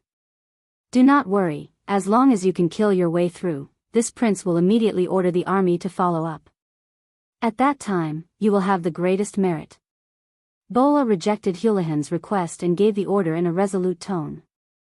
Since he had already said that, if Houlihan still refused, he would not even have the chance to charge and would be taken down by Bola. Thinking that there was at least a chance of survival if he attacked, he could only nod. Since that is the case, this lowly one will lead the men to charge. I only hope that your highness can grasp the opportunity and send the army to kill them. I know. As for what to do, this prince will naturally have his own plans. Go and prepare. I will give you an hour. Bola said impatiently. Bola still stood on the city wall. He had a feeling that the Han army would not stop here. If it was him, with the advantage of the cannons, he would also take the opportunity to increase his gains. The truth was as he had expected. An hour later, the cannons sounded out once more, and the Mongol camp that had just moved their tents were once again baptized by cannon fire. Attack, tell Houlihan to attack immediately.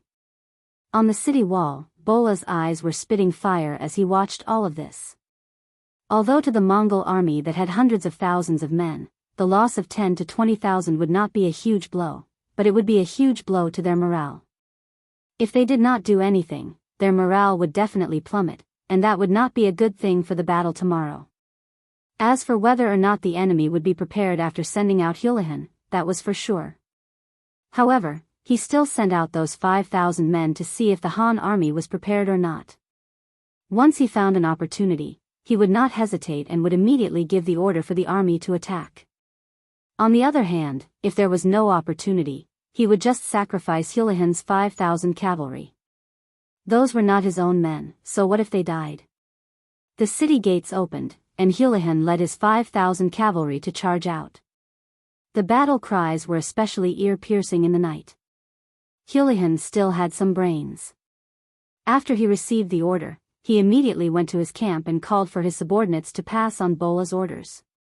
Brothers, it wasn't easy for this general to obtain this opportunity to render meritorious service.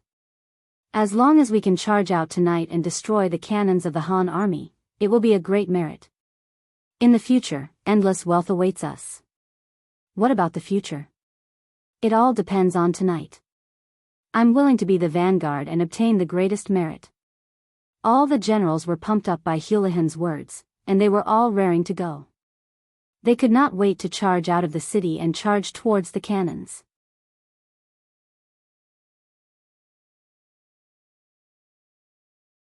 Chapter 1448. Thus, the moment the city gates opened, the 5,000 cavalrymen charged out of the city. However, the moment they stepped out of the city, they saw flames and cries of agony everywhere. It was as if a basin of cold water had been poured over their heads, causing fear to rise in the hearts of the cavalry who had originally vowed solemnly to fear. Previously, they were all in the city. Although they could hear the sound of the cannons, it was only hearsay. They did not see it with their own eyes. However, now that they saw the destruction of the city with their own eyes, they were afraid. Their horses were also afraid. They neighed continuously and did not dare to move forward. Charge! The military order is in front of us. There is no way back. Only by charging forward can we survive. Those who do well will be rewarded. Charge! Although Houlihan was prepared for this, his expression was unsightly, but his tone was still firm. He knew that if he didn't even have the courage to rush out now, Borar would probably hang his corpse on the city gate tower for disobeying orders. Houlihan shouted as he took the lead and rushed out. The power of an example was endless. With the help of the light from the cannons, the army saw that even their former Khan, who was now their general, was the first to charge out. Everyone was encouraged and at the same time, they continued to shout and charge forward. At the 5-star army's cannons, the sounds of battle could be heard. Both Li Jun and Zhong Guanquan stood up excitedly. First, they listened attentively. Then, they thought of something and their eyes lit up. They're here.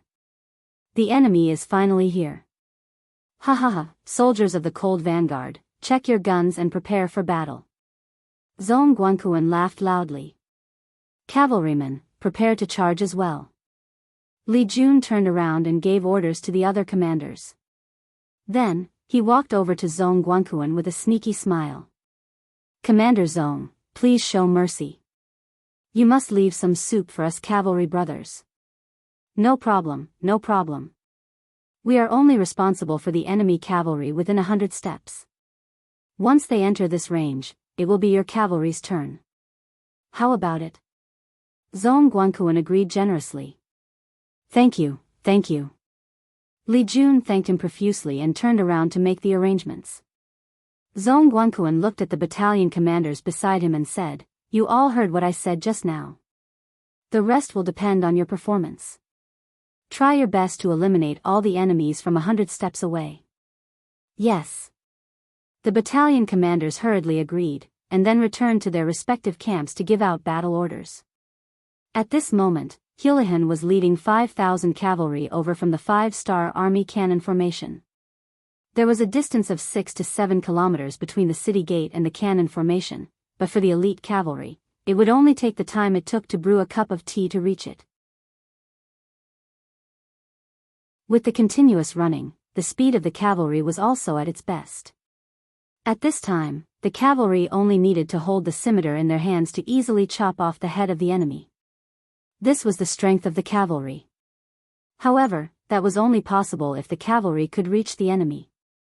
When the cold vanguard warriors fired the first shot from 400 steps away, this seemingly simple mission became an impossible one. Da-da-da. Da-da-da-da. In the darkness of the night, it was impossible to see how many enemies there were, and it was impossible to accurately determine the enemy's position. At this moment, the light and heavy machine guns displayed their advantage. Bullets flew forward like raindrops. Under the blanket attack, one after another, the cavalrymen from afar were hit. They either fell off their horses or fell to the ground with their horses. Houlihan had already slowed down not long after he started charging, intentionally falling behind. He had fought the 5-star army more than once, so he knew better than any of the Mongolian soldiers how strong the enemy was. Because of this, he knew better than anyone else the difficulty of the mission. He hid at the back because he wanted to act according to the situation. If they really charged in front of the 5-star army and made a contribution, he would stand out and take the credit. On the other hand, if things went wrong, he would find an opportunity to escape. Although this would incur the wrath of Bola, it was nothing compared to staying alive. Houlihan's idea was good, but he neglected one point, which was the power of the 5-star army's guns. They weren't using the guns that the Russians bought from the West. They weren't the kind that could only hit iron balls and had limited range. They were using the Type 95, which was 500 years ahead of the current era. The current Crimson City could already replicate the Type 95 after many years of development. As for the bullets, they were already successfully manufactured and used in the army. Facing such a powerful gun, if you used the old way of thinking to deal with it, you would have doomed Houlihan to a tragic end. Especially when he underestimated the fighting spirit of the 5-star army and their determination to destroy them. That was equivalent to destroying his last hope. Under the continuous firing of the light and heavy machine guns, squad machine guns and the Type 95, the charging Mongol cavalry fell one after another on their way forward. None of them were able to get within 100 steps of the enemy. While this greatly damaged the enemy, it also made Commander Li anxious.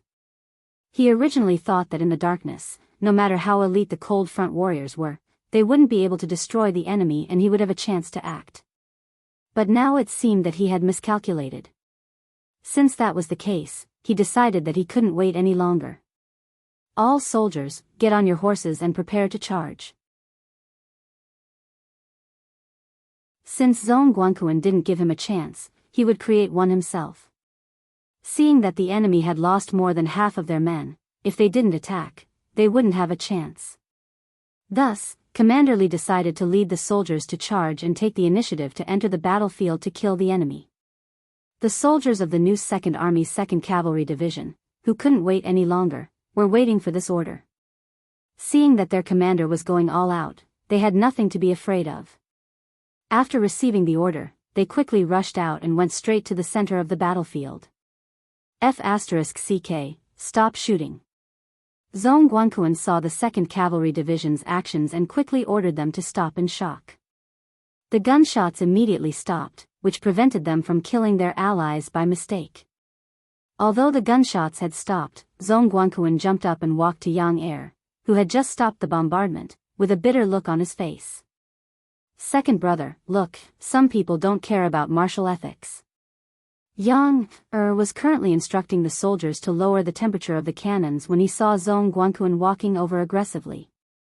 He snorted and said, I say, regiment leader Zhong, we can't just focus on satisfying our cravings and monopolize everything. Just now, your cold front warriors had a good time killing. It's reasonable for the cavalry brothers to be anxious. We should understand each other. Beta Persei's answer was obviously biased towards the new Second Army, which made Zhong Guanquan a little dissatisfied. He thought to himself, when it comes to eating alone, I'm afraid no one is better than you, Beta Persei. Look, you even sent Commander Lin Luan back. But he didn't dare to say these words out loud. If he really offended Beta Persei, even their commander, Xiao Feng, wouldn't be able to protect him. Zhong Guanquan didn't say anything. Beta Persei's purpose of suppressing their momentum had been achieved, so he said like a good old man, okay, when Commander Li comes back later, I'll talk to him. Your cold front warriors performed very well this time. I'll report to the young master later. But remember to guard against arrogance and rashness. You have to know that a big reason for your excellence is the advanced firearms in your hands, understand? It was precisely because the cold front warriors had mastered the most advanced firearms that they had such powerful combat power. But when they won so many battles, they seemed to think that they represented powerful combat power. Yang Chendong had mentioned this to the cold front warriors more than once.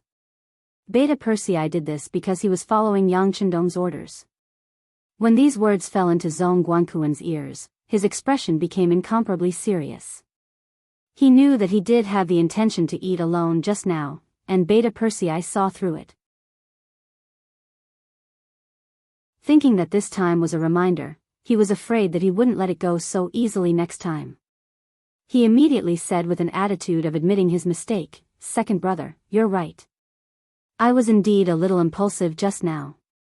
But if there's a next time, we'll definitely discuss it with the cavalry brothers.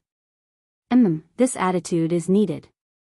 Beta Persei's expression became much better, and he nodded in satisfaction. The gunshots stopped, and the Mongolian cavalry who were lying prone on their horses felt the pressure on them lessen.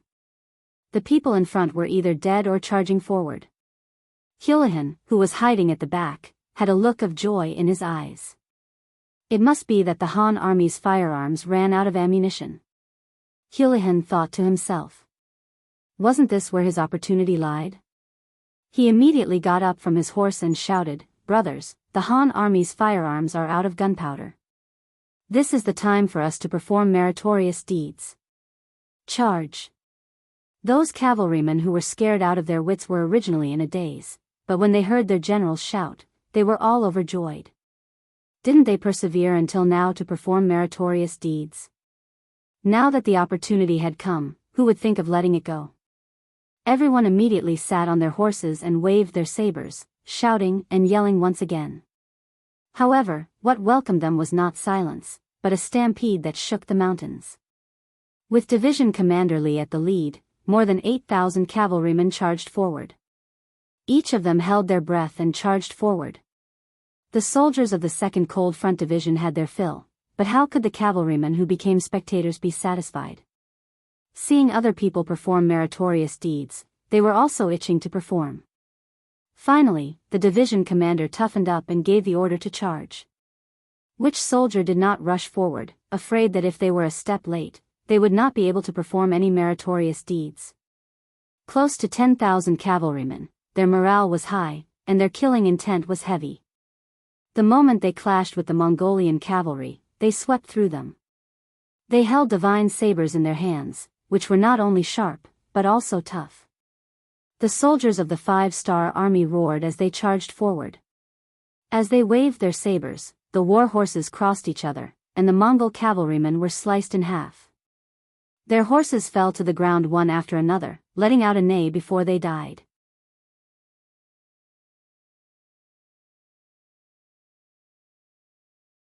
Chapter 1449. Hurahan charged forward with hope, but that hope quickly turned into disappointment and then into despair. He would never have thought that the 5-star army would dare to charge with cavalry. At this moment, he finally felt that there was no path to heaven and no door to hell. If it was just a musket attack, as long as he didn't charge into the effective shooting range of the enemy, they wouldn't be able to do anything to him. But it was different with cavalry. When the enemy came in front of him, he didn't even have the chance to dodge or escape.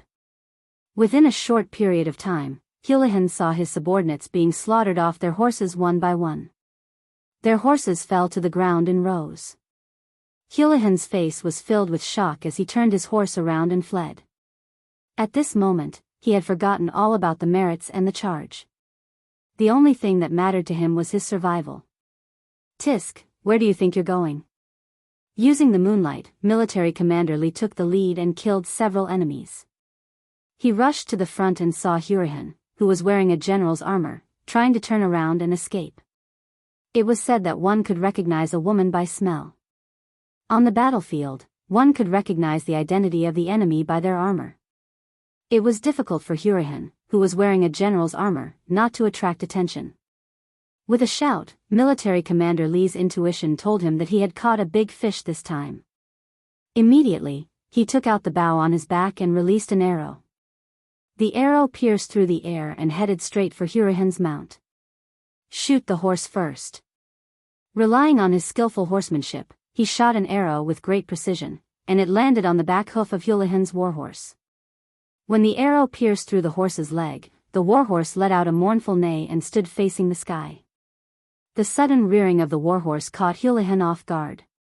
By the time he realized that something was wrong, he had already been thrown off by the warhorse. After a roll, he felt pain all over his body. Needless to say, this fall had injured his bones. However, on the battlefield, life and death were only a matter of an instant. At this moment, Hurahan didn't even have time to check on his injuries. All he needed to do now was to continue running. Enduring the pain in his body, Hurahan stood up. Before he could identify the direction, a strong gust of wind hit his body. Instinctively, he raised his sword to block. With a crisp, ding sound, a strong force passed through his right arm and knocked Hurahan, who had just stood up, back to the ground. The man borrowed the horse's momentum and his strength increased by more than 2 times. Hurahan was once again injured by this attack, and he fell to the ground once more. With injuries on top of injuries, Hurahan felt that standing up had become a luxury. At this moment, a scene that made his hair stand on end happened. The warhorse that had just chopped him down had turned around and charged towards him once again. Hurahan cursed in his heart and gathered all his strength to crawl on the ground as quickly as he could. At this moment, there was only one voice in his mind, and that was to escape. Even if he had to crawl, he had to escape. With a k'chila sound, Hurahan felt a sudden pain behind him. The strength that he had just gathered in his body dissipated. Feeling that the horse on him had been chopped in half and hot blood was flowing from its back, Hurahan's eyes finally revealed a look of despair.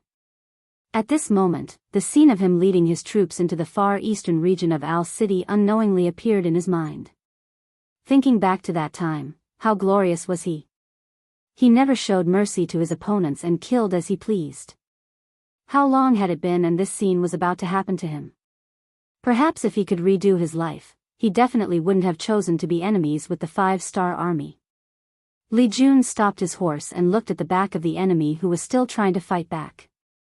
He shook his head and said, "Don't blame anyone. If you want to blame someone, blame yourselves for being enemies with our 5-star army." After he finished speaking, Li Jun once again bent down and raised his blade. A bloody head flew into the air. Hurahan, who had once dared to take the initiative to find trouble with the 5-star army, had become an ice-cold corpse. Following Hurahan's death, the 5,000 cavalrymen he led on the battlefield were either dead, injured, or surrendered. After not seeing a single enemy on the battlefield, Li Jun's division commander was satisfied and returned with the army. On the city tower of New Salai City, scouts were constantly reporting the results of the battle. They reported Hurahan's death and the 5,000 cavalrymen's annihilation to Prince Bola. Hiss. Bola only felt his teeth hurt. Although this was the result he had long expected, when it happened, he couldn't help but feel a chill in his heart. Not only did the Han army have powerful firearms, but even their cavalrymen were so fierce. Could they really win against such an opponent? This was the first time Bola felt a sense of helplessness and fear of the unknown future. This night was spent amidst the gunfire. Every half an hour, there would be the sound of cannon fire. Whenever someone tried to launch a cavalry charge, what awaited them was endless gunfire and a crazy cavalry charge. This scene only ended when the sky began to brighten. During the night, the Mongolian army didn't get any rest. They spent the night in fear because no one could guarantee that the next cannon fire wouldn't fall on their heads. When the sky was bright, Yang Chendong also walked out of the tent. At this time, he was clearly in good spirits. After sleeping all the way until dawn, his mental state was at its peak. Young master, as soon as he walked out of the tent, Beta Persei excitedly greeted him, then laughed foolishly. There was no need to say anything. Just by looking at Beta Persei's appearance, he knew that last night's harvest was not small. What's the matter? Are you here to report the results? Yes, young master.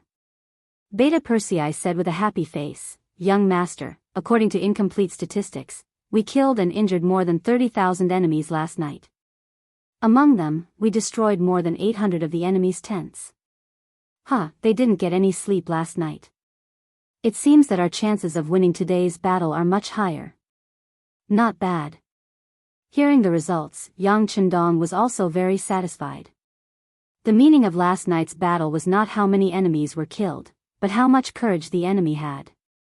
As a result, how could an army without morale be a match for the high-spirited 5-star army? Well, you've been tired all night. Go and rest. Yang Chendong said with concern, then prepared to go to the front line to supervise the battle. No, young master, I'm not tired. Beta Persei shook his head vigorously. They were facing a battle with hundreds of thousands of people today. How could he miss out on such an occasion? As for not resting for a night, it was really nothing for people like them who lived on the battlefield all year round. Seeing that Beta Persei wanted to continue to fight, Yang Chendong had no intention of stopping him. There were some things that even if he spoke, he could stop the other party's actions, but he could not stop the other party's anxious heart. If that was the case, it was better to let Beta Persei continue to fight. Okay, if that's the case, you continue to take care of the artillery regiment. Oh right, those 8 mortars, get ready and wait for orders. See if you can shoot down a big guy. Beta Persei, who had long been used to commanding artillery, immediately agreed with a smile. Young master, you're good, ha ha ha. The sky was bright, and Bola also let out a long sigh of relief. Although he didn't have much confidence in winning the upcoming battle, at least they could fight back during the day. With their superior military strength, even if they exchanged 1 for 2, or even 3, they would still be able to fight back. There was no need to continue to be beaten up. Bola's idea was to fight with the Han army in the open. He had already thought of a countermeasure during the night and continued to charge. He wanted to see how much gunpowder the Han army had and how long they could last. For this reason, he had already ordered people to invite the tribal leaders. He wanted to make a promise to raise their morale as much as possible and deal a heavy blow to the Han army. Once both sides started to suffer heavy casualties, he did not believe that the Han army would not retreat. He did not believe that the Han army would be able to hold their ground after coming so far, and with the Ross principalities behind them, he did not believe that the Han army would be able to hold their ground. Once they retreated, it would be time for him to lead his army and attack. At that time, it would not be difficult to reclaim all the lost land. More importantly, once he defeated the Han army, he would have the other side's firearms. In this way, the White Russian army would have nothing to fear. At that time, the Golden Horde would regain its glory. At that time, once he gave the order, it would not be impossible for him to regain the prestige of his ancestors. In the camp of the 5-star army, the soldiers were eating breakfast. Yang Qindong would never mistreat his soldiers in terms of food, drink, and clothing. They had even sold their lives to him, so wasn't it natural for him to improve their quality of life? For this reason, he took out the canned meat that was provided to the 5-star army and gave it to each of the Mongolian cavalry who had just joined. Fortunately, there were steam engines, lathes, and production lines now. Many provinces and regions had begun to encourage the people to raise poultry in large quantities. The government would take care of the unsold poultry. In this way, the raw meat and meat processing could keep up. There were more and more military rations like this, enough to meet the needs of the army. Otherwise, just in terms of food alone, the needs of hundreds of thousands of people on an expedition would be enough to give people a headache. The Mongolian cavalry ate the canned meat in their hands with a satisfied smile on their faces. They had never seen such things even in their dreams. Now that they had enough, it was a happy thing. Perhaps they had never been treated like this before. Some of the Mongolian soldiers were secretly hiding food. In their eyes, it was not enough for them to eat such good food. They should share it with their families and let them know what the so-called delicacies in the world were.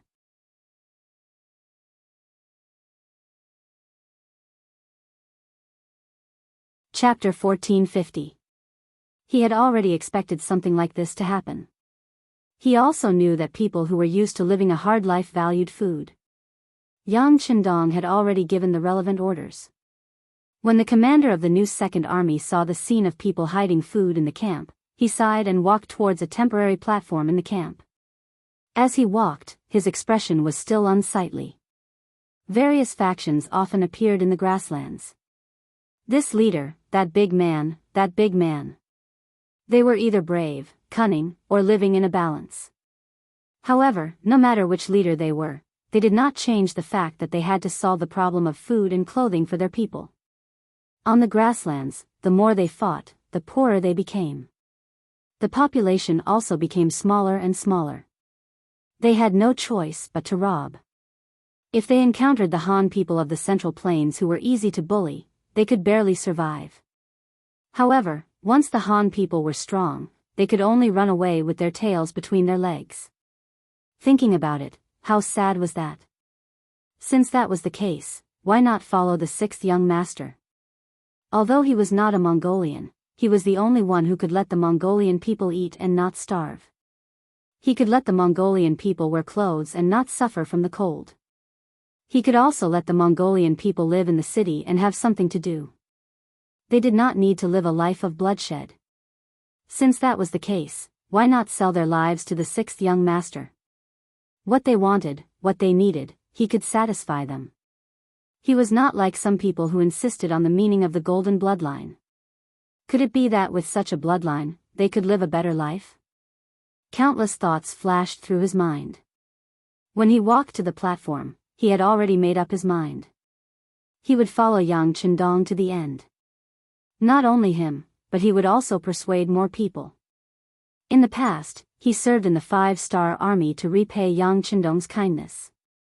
However, from now on, he would serve wholeheartedly for the sake of a better life and future for the Mongolian people. On the platform, it was as if he had become a different person.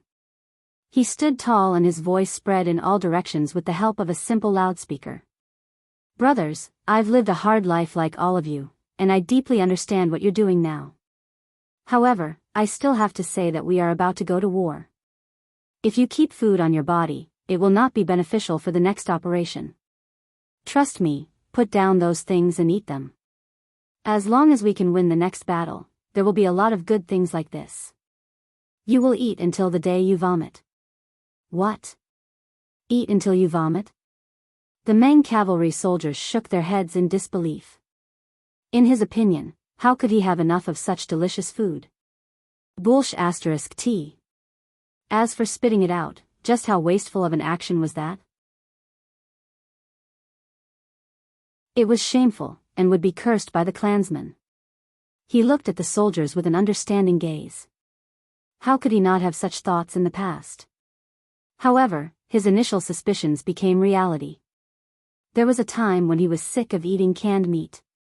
Although it wasn't to the point of vomiting, it was close to the point of vomiting. This was unimaginable in the past when he was short of food and clothing. She could understand what the soldiers were thinking, so she said with empathy, "I know what everyone is thinking, but the facts will prove who is right and who is wrong. Next, let's talk about the standards of merit. Those who capture a head on the battlefield will be rewarded with 20 Chinese coins.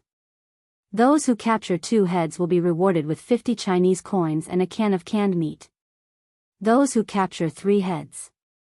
For people who had been starving all year round, there was nothing more tempting to them than food. This was far better than being promised a high position and a generous salary. This was something that could be seen and touched. Those who capture 1 person will be rewarded with 20 Chinese coins and a tael of refined salt.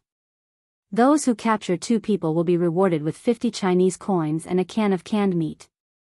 Those who capture 3 people will be rewarded with. She held the list of rewards that she had prepared beforehand and continued to read aloud. These rewards were all very edible. There were salt, sugar, iron pots, canned meat, rice, and even down jackets. As long as one achieved great merit on the battlefield, they would be rewarded handsomely after the battle. The warriors below listened quietly. After learning that there were so many different kinds of rewards, many of them looked forward to it. Some of them even started to consider whether they should kill or capture more people in the upcoming battle. It seemed like the reward for capturing people alive was much better. The 100,000 Meng soldiers who had just been incorporated and had not had time to reorganize were motivated just like that. There was no need to do any ideological work, nor was there any need to hold a meeting to reminisce about the past. All they needed to do was to take out the rewards and place them together for the soldiers to see. This was already a great stimulation. When the rewards were placed in front of them, and there were quite a few of them, all of the soldiers were moved. They all looked at the items that they needed and thought about how to perform in the upcoming battle to achieve their goals. This was the power of capital. This was the human potential that was stimulated by material needs. Looking at this scene, Shibei believed that he did not need to say anything, and everyone would give it their all. All he needed to do was pray for the enemy. At 9:00 in the morning, which was the time of the ancient times, 100,000 Meng soldiers left the camp and started to get into formation, preparing to attack. In contrast, the side in charge of defense had been waiting for a long time. Looking from afar, the crowd in front of New Sarai was a sea of people. It was impossible to count how many tribes and how many soldiers there were with the naked eye. Even when facing the rising Ross principalities, the Golden Horde did not put up such a grand display. Judging from this, they already regarded the 5-star army as their strongest opponent. Vaguely, they could see that there were still dozens of cannons erected on the walls of New Salai City, and there were people busy working there. It was obvious that these cannons had just been set up to stop the 5-star Legion's attack. Beta Persei used his binoculars to look at the dozens of cannons, and his eyes showed disdain. In terms of cannons, the enemy was nothing. In his eyes, these cannons were targets that could be attacked at any time. It was meaningless. Around the cannons, a group of nobles of the Golden Horde were standing there in luxurious clothes. As the saying goes, one can see far from a high place. These dignitaries appeared here as if they were the rulers of the war. Take a look and see if you are familiar with any of them. Yang Chendong also noticed the changes on the city tower, and handed the binoculars to General Gray, who had just finished persuading the nobles. He reached out and took the binoculars respectfully, then looked up with a hint of excitement. He had heard of this divine tool that could easily see thousands of meters away, but this was the first time he used it. He could not help but feel excited and nervous. It took him a while to familiarize himself with the use of the binoculars.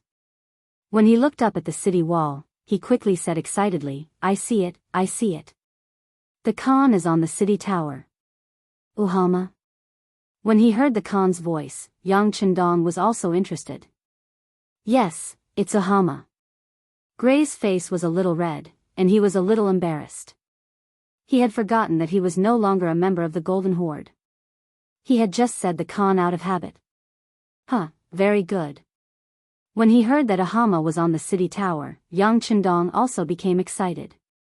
If they could get rid of the enemy's big boss at the start of the battle, then this battle would be much easier. He estimated that the Khan was at least 6 miles away. Muskets would definitely not be able to hit him. Even if field cannons could hit him, their power would inevitably be limited. If they missed, the enemy would escape, and they would miss a great opportunity. Well, inform Beta Persei to use the mortars. They must hit accurately and solve the biggest problem in one shot. Also, inform Tianyu to fly up and attract the enemy's attention. Yang Qindong quickly came up with a plan in his mind and immediately told Pan. This time, in order to deal with the Golden Horde, Yang Qindong sent a telegram to the Air Force of Qiqian City to rush over. Compared to when the Air Force was first established, they had nothing. Now, the Air Force had become an army of its own. Although they could not build a real plane to give them a platform to display their abilities. But there was no problem in controlling hot air balloons, hydrogen balloons, and individual paragliders. They could also complete the ability to launch gunpowder attacks from high altitude and land. At this time, the commander of the Tianyu army was checking the equipment of the soldiers at the back of the army. For a long time, the Air Force was like a deaf person's ear decoration. It had an empty name, but no actual power. Because of this, Tianyu always had a feeling of being unable to raise his head. Especially when the city lord's mansion allocated a huge amount of money to the Air Force every year, he felt even more pressure. Fortunately, no matter what other people thought of them, the 6th young master always supported him. If he wanted money, he would give him money, he would give him people, and he would give him technology. After receiving support from all sides, Tianyu had been suppressing his anger for a long time. Ever since he achieved military merits in pacifying Wuxia Island, he was even more convinced that the Air Force was a powerful force. Then, he worked hard day and night. Next, he led people to break through one obstacle after another. The problem of the hot air balloon's direction of ascent, the problem of the load, the problem of the stability of the altitude, the problem of the accuracy after dropping the explosives, including when to let it explode, to what extent the accuracy was, and so on. There were also hydrogen balloons that could fly higher and individual paragliders, how to carry out activities and reconnaissance behind the enemy's back, and so on. Over the years, the problems were solved one after another, and then they were solved again. Until now, the problems encountered have been solved, and the exercises have been done many times. Now, they only lacked real combat experience.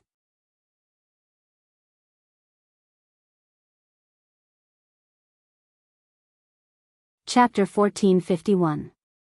Now, the opportunity was here. How could Tianyu not be excited? If he didn't need to command from the ground, he would have already ascended with the hot air balloons. Even so, he still walked to the division commander, who was also the leading officer, Sun Lixing. Division Commander Sun, this time, whether or not our Air Force can make a name for ourselves, it's all up to you. Do you have any questions? I promise to complete the mission. Sun Lixing wasn't tall, and his body was thin. But his overall balance was very good, and most importantly, he wasn't afraid of heights. There was an experiment where when the hydrogen balloon ascended to more than 1,000 meters, he could still remain calm, as if he was on land. This kind of psychological quality was tailor-made for air, so his military rank rose again and again. And this time, the actual combat command mission was given to him by Tianyu after careful consideration. He firmly believed that this person would be able to complete the mission well. Good, remember, keep an eye on my flag to ensure that my orders are carried out smoothly and destroy the main target. Tianyu patted Sun Lixing's shoulder again and said earnestly. At this time, the communications officer came over and conveyed Yang Qindong's order to ascend into the air. Tianyu thought to himself, here it comes. Next, he looked at the spectacular scene of 50 hot air balloons ascending into the air. The 5-star army decided to use the hot air balloons, which was one of Yang Qindong's trump cards. The range of the mortars was only about 13 miles. Compared to his target, it was still too far away. Although there were more powerful cannons in the warehouse, Yang Qindong didn't intend to use them.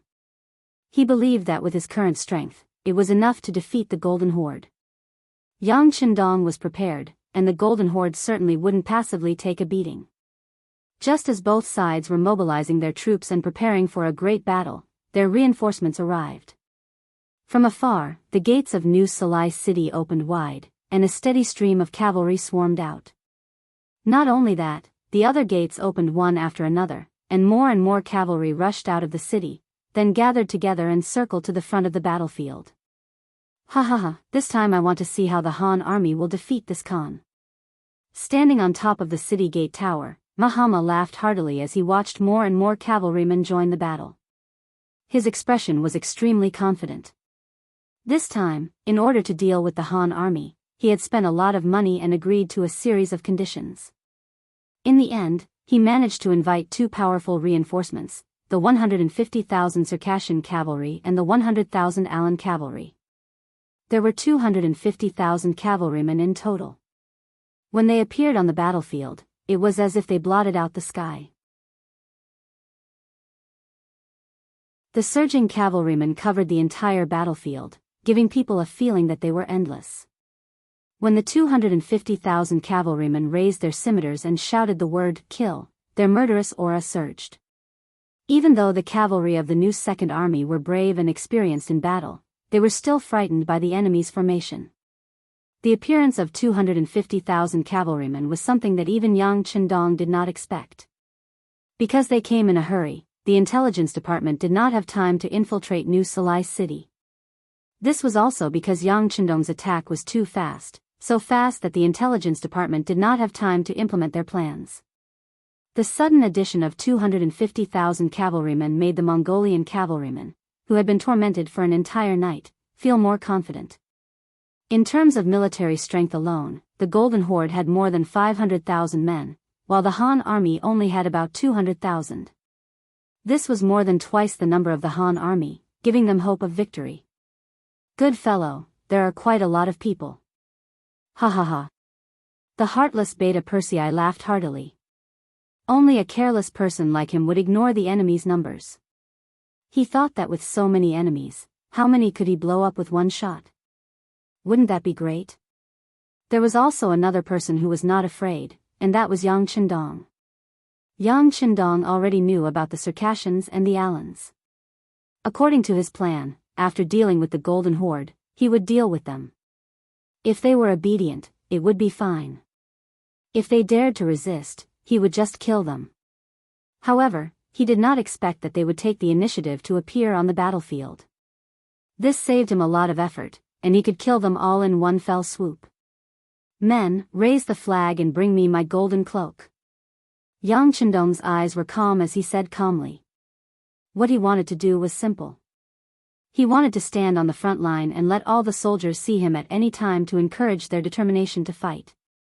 As long as his flag did not fall, the soldiers' mental support would be there. This way, they could win this battle. With 200,000 against nearly 600,000 enemies, even if Yang Qindong had firearms in hand, he couldn't have the slightest carelessness. He was no longer a rookie on the battlefield.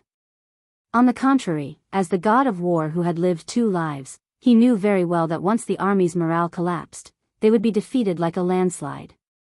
When that time came, even the most powerful firearms in one's hands would be useless. Countless history had proven that the decisive factor on the battlefield was not whose weapon was more powerful. In the end, it still depended on the person holding the weapon.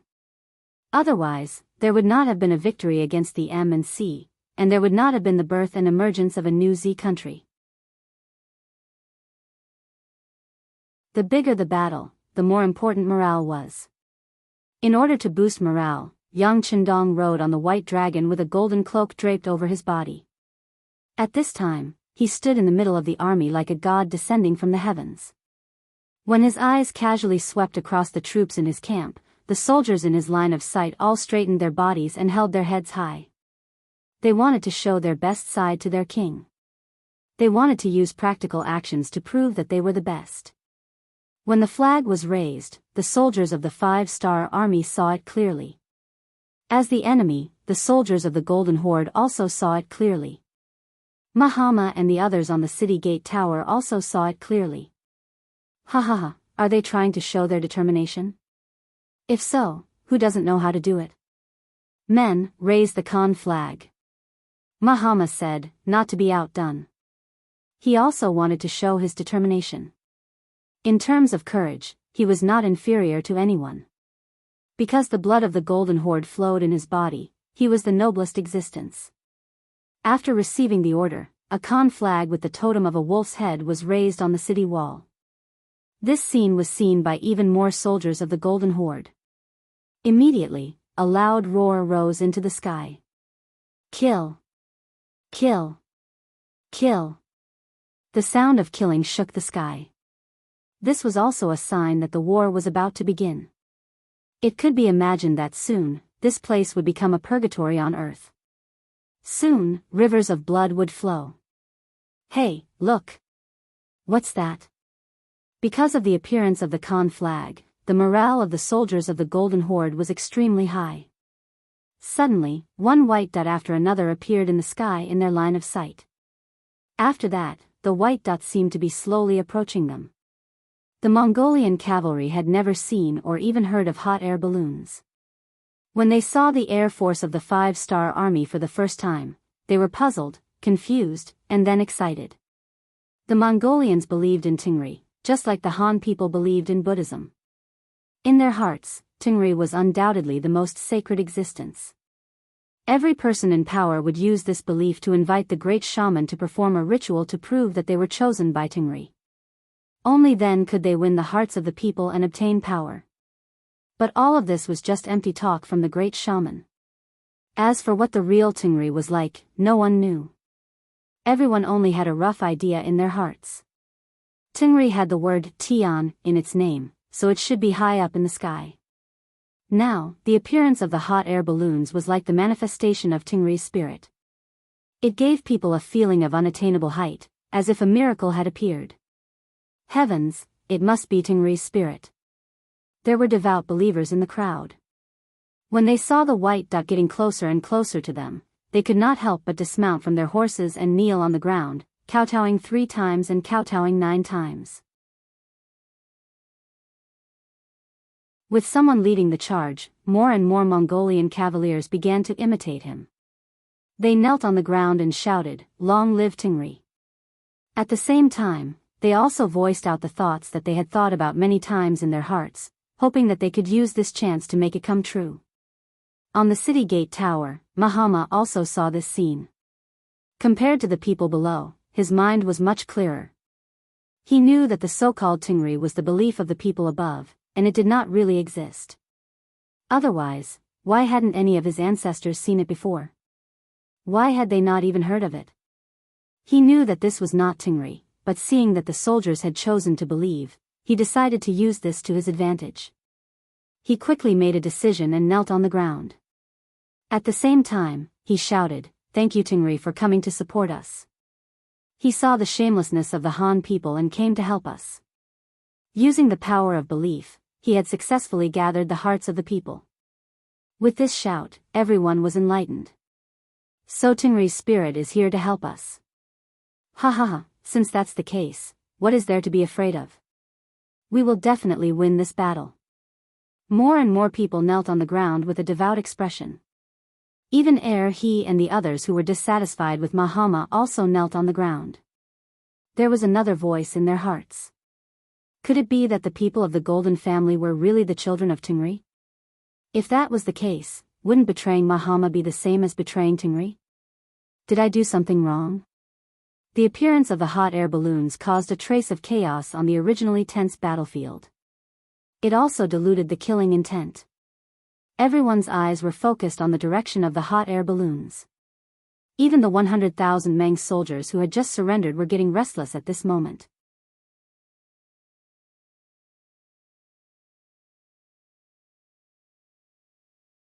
Chapter 1452.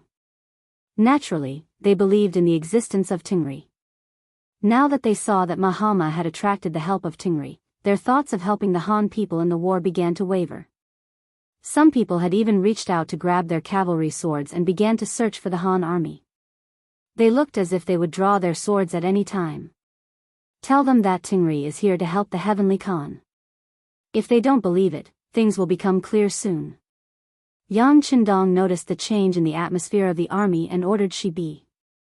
At the same time, he said to Tianyu, who was standing at the side, Commander Tian, send a message to your soldiers. In a while, when Second Yang fires the cannons, they must also throw down explosives on the city gate tower to prove that Longevity Heaven has abandoned Mahama, the spokesperson of the Huang clan. There were many ways to defeat the enemy, and one of them was to destroy the opponent's will. This way, such an opponent would be vulnerable and difficult to deal with. After the order was given, the two commanders immediately went to work. The chaotic aura in the army was temporarily suppressed. In the end, who was right would depend on the final choice of the white dots.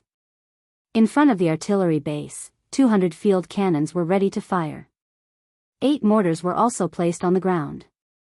Beta Persei led everyone to do a final inspection. Second brother, you must be tired after a busy night.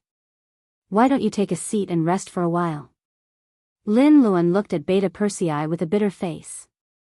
Although he was begging, he was actually asking for his boss's opinion in his heart. They had agreed last night that the night battle would be handed over to Beta Persei, and he would command the battle during the day. But who would have thought that the other party would be so shameless as to snatch the command during the day? What was the use of him as the artillery commander? Yang Er didn't even turn his head as he carefully inspected the last mortar. When he didn't find any problems, he said, Captain Lin, I know you have something to say, but this is an order from the young master. I don't dare to disobey it. This. Seeing that Beta Persei had even brought up Yang Chendong, what else could Lin Luan say? Even if he had 1,000 things to say, he could only hold it in. Seeing that Lin Luan was no longer speaking, Beta Persei knew that he was still angry, but he couldn't vent it out. Thinking that it wouldn't be good to dispel Lin Luan's enthusiasm, he thought for a while and said, how about this? A total of 208 cannons, each of us will command half of them. In the end, we'll see who has more glorious results. How about that? Although he couldn't command all of them, getting half of them was already a pretty good result. Lin Luan agreed after a brief consideration. That's good. In a while, when we bombard New Sarai City, we'll each fire a shot first. Let's see whose shot is more accurate. Sure. Beta Persei nodded in agreement. He then looked at the position where the Khan flag was standing with his binoculars and began to adjust the scale of the mortar. Lin Luan did the same on the side, stretching out his thumb to measure the direction. From time to time, he would take a closer look with his binoculars to ensure the accuracy of the target. Whether it was Beta Persei or Lin Luan, they were both quietly working at this time. They didn't even look at the hot air balloon that appeared in the sky. For them, this thing was no longer rare. Both of them had even ridden in it before. Now, what they needed to do was to prepare for the bombardment to ensure that the first shot would be a success.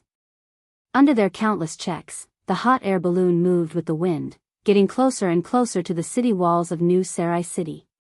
When it finally floated above them, it began to descend. Gradually, they passed through the clouds and revealed their true bodies. When more small black dots appeared above the white dots, the true appearance of the hot air balloon began to be revealed. The Mongolians stared at the top of their heads intently, trying to see what Tingri looked like. Putting down his binoculars, Yang Chendong, who had seen everything, took a deep breath, then said in a firm and powerful voice, "The time is right, order the artillery to fire." Fire. The signaller next to him immediately lowered the small red flag in his hand. The artillery signaller, who had been watching this scene for a long time, immediately shouted, "Fire, fire." Okay. Almost at the same time, Beta Persei and Commander Lin Luan both agreed. Then, the two men's resolute voices sounded at the same time, "Fire." Boom. Boom. Almost at the same time, 2 shells were loaded into the barrel of the cannon. Then, there were 2 roaring explosions. The 2 shells pierced through the sky and went straight to the place where the Khan flag of New Sarai City was located. At the same time, the roaring sound pulled the minds of some people who were looking up at the sky back to reality. Before they could figure out what was going on, a deafening explosion came from the top of New Sarai's city tower. Then, a ball of fire flashed, and two large craters appeared on top of the city tower, along with a group of nobles who had been hit by the cannons. Under the precise adjustment, the two shells hit the vicinity of the Khan flag, and the one fired by Beta Persei fell directly 3 meters away from Mahama. The powerful artillery directly sent him flying, and in the process of flying, Mahama fainted with blood all over his body. Mahama was killed by the explosion. This scene was seen by many soldiers on the battlefield. For a moment, many people burst into tears, most of them were frightened. They didn't understand, didn't Tingri appear? Then why couldn't they protect their Khan? Throw the explosive pack. On the hot air balloon, Division Commander Sun Lixing, who had more or less felt the residual power of the artillery, immediately ordered. Then, the explosive pack fell to the ground. At this time, there weren't many important targets on the tower, but the effect of the explosive pack was still incomparable to that of the artillery. This proved that Tingri had given up on Mahama, which also meant that they had indirectly given up on everyone. This psychological blow was the most important. It hit. Beta Persei and Lin Luen, who were holding the binoculars at the same time, couldn't help but shout. Then, after looking at each other, they ordered the artillery to fire at the same time, launching a large-scale attack. Boom boom boom, boom boom boom. On the battlefield, the dense sound of artillery fire came one after another, and when it landed in the Mongolian army's camp, dozens, or even dozens of corpses would be sent flying. Under the simultaneous fire of thousands of artillery, the artillery soldiers displayed their great power of killing people like killing chickens. Mahama's death, the artillery's whereabouts, and the continuous attacks, the Mongolian cavalry panicked. They even forgot to charge, and just rode on their horses with a confused and fearful expression, not knowing what to do. On the tower, Bola, who was in the cavalry camp, also saw this scene. His face was incomparably pale in an instant, and his body trembled uncontrollably.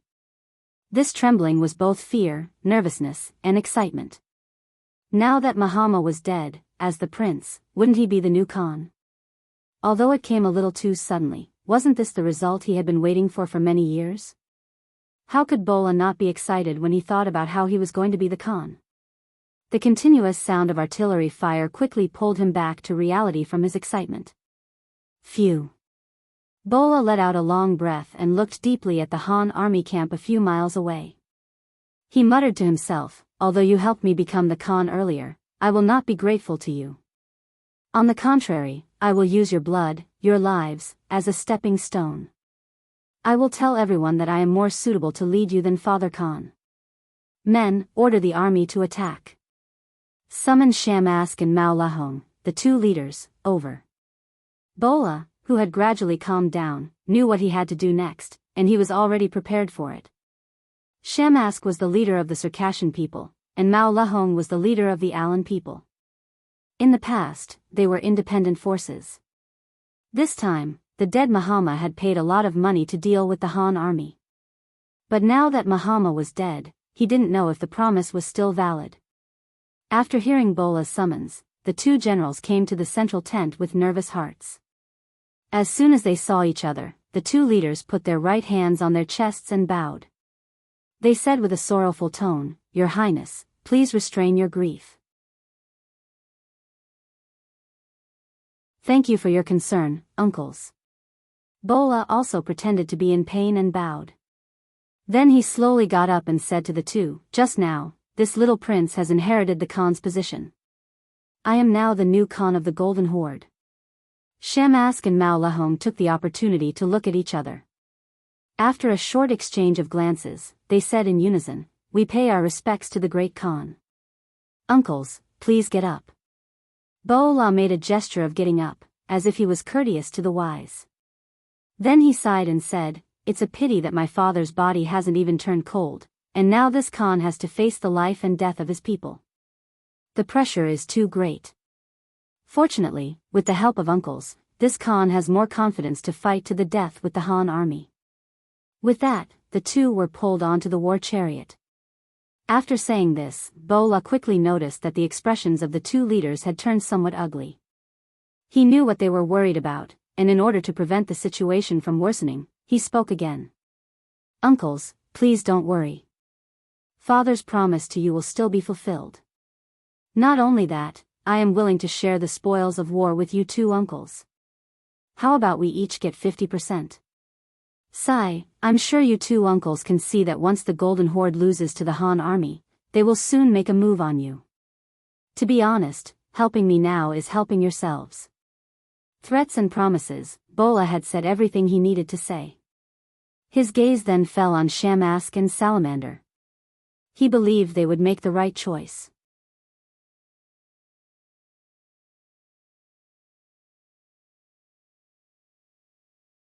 Chapter 1453. If Bola had said these words before the battle, the two of them might have considered it.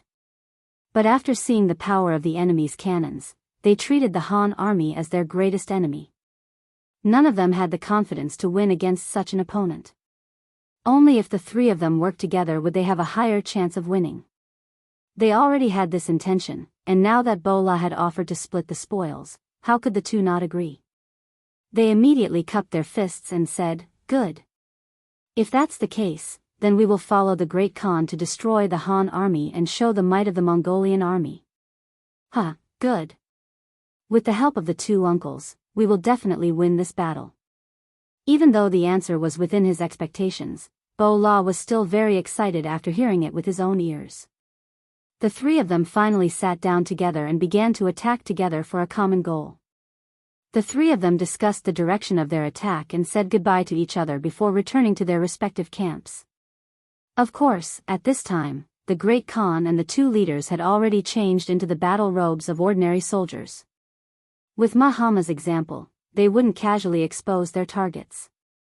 At the same time, the Mongolian cavalry of the Golden Horde had already launched continuous attacks.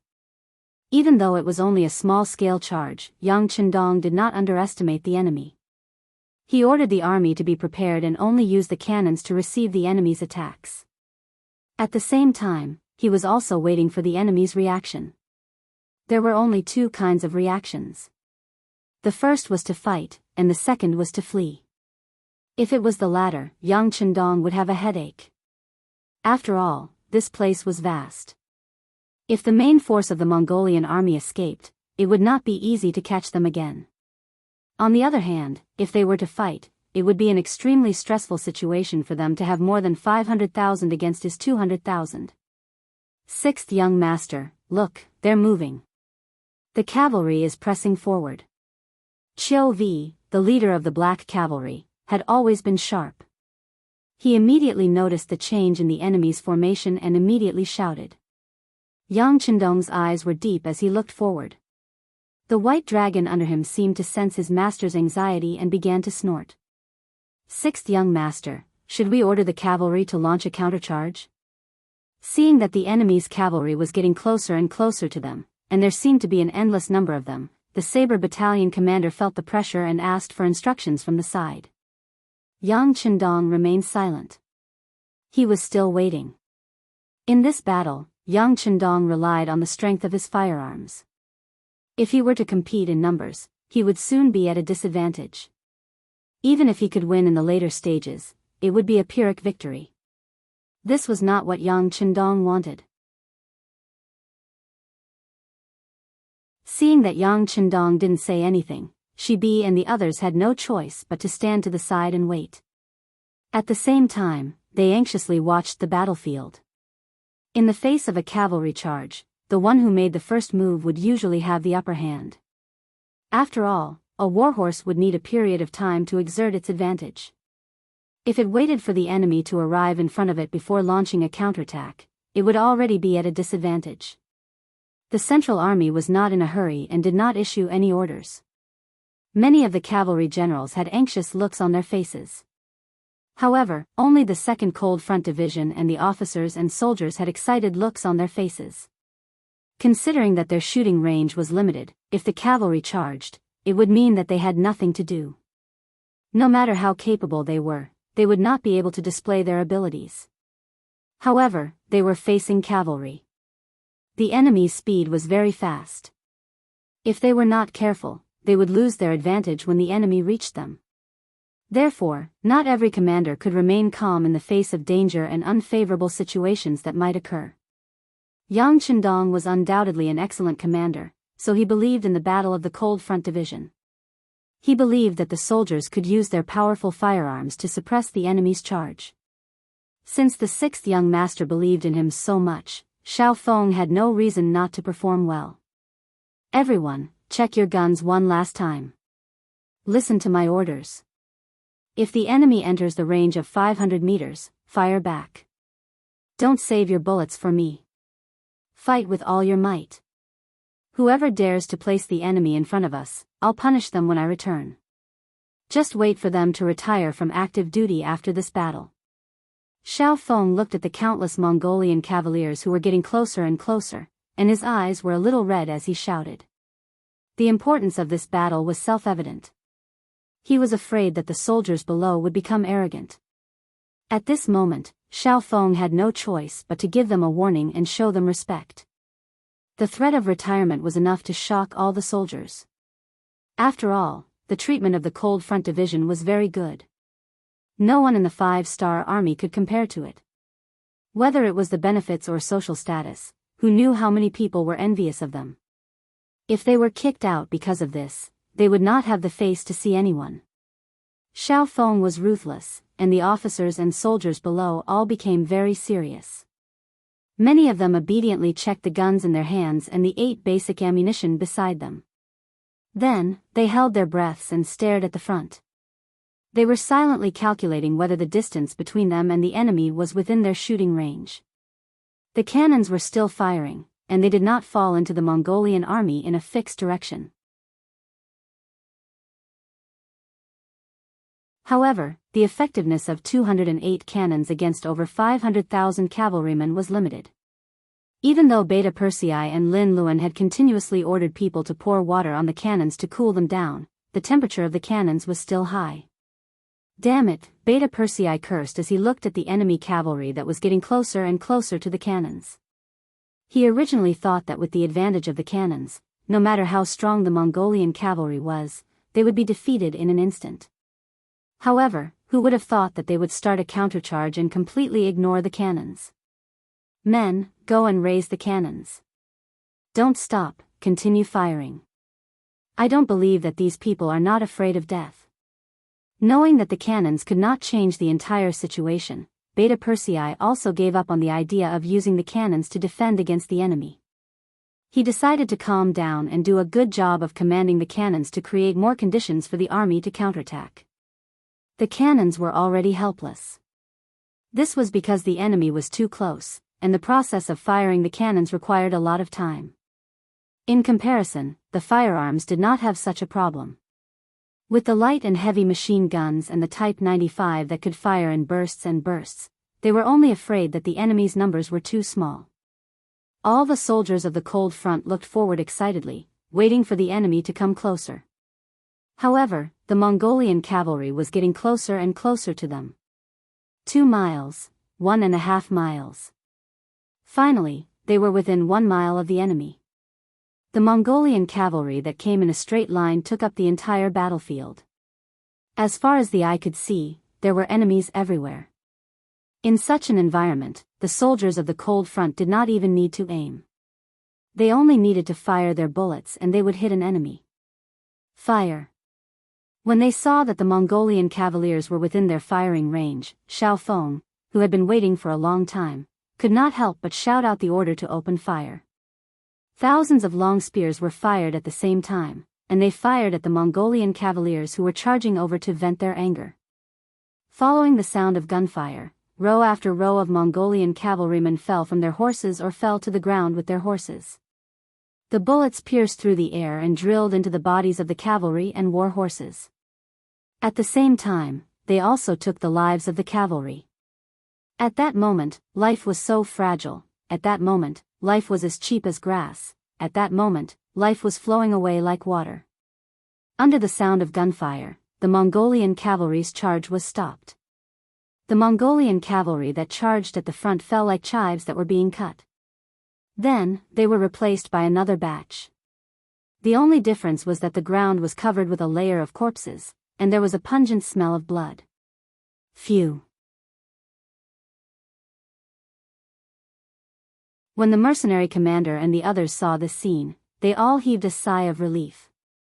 Just now, they were really worried. If the cold front could not stop these cavalry, the consequences would be unimaginable. Once the enemy cavalry reached them, even if the king's flag was here, the army would not be able to escape. In this kind of battle, once the morale was gone, once they started to retreat, no one would be able to turn the situation around. Just now, the mercenary commander had even made the decision to protect Yang Qindong and retreat. Fortunately, the worst-case scenario did not happen. The cold front was indeed the most elite of the 5-star corps. They did not disappoint and finally blocked the enemy's attack. They suppressed the enemy's arrogant aura and suppressed the enemy's arrogant flames. The 5-star flag was still there, and it calmed the hearts of the soldiers.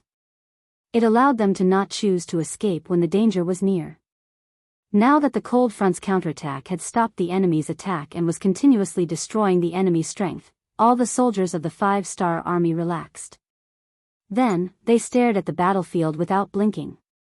At the same time, they would occasionally look at the king's flag and wait for the order to counterattack. The soldiers of the 5-star army relaxed, and in return, the expressions of the Mongol cavalry changed drastically. They were in great pain. Originally, they thought that with their advantage in numbers, they would not be afraid even if the Han army had cannons. After all, cannons could only attack a single point and needed time to reload. If they were lucky, they would not be hit by the cannons. As long as they could charge in front of the Han army, they would be able to display the advantage of their cavalry. They would wave their sabers and let the Han army know what the consequences of angering them were. This was especially so when the cavalry continued to charge. As the distance between them and the Han army got closer and closer, the Mongol cavalry became even more excited. Many of them even thought that victory was already in their hands. That was because with such a close distance and the advantage in numbers, the Han army would definitely not be able to turn the situation around. Because of this, many of the Mongol cavalry increased the speed of their horses. It was as if they were afraid that they would be a step too late and not be able to obtain military merits. Among them, there were a few small Mongol tribes that had been persuaded by General Gray. You're tuning in to the Carefree Valley YouTube channel. Don't forget to subscribe and join us on this journey to catch the most captivating stories.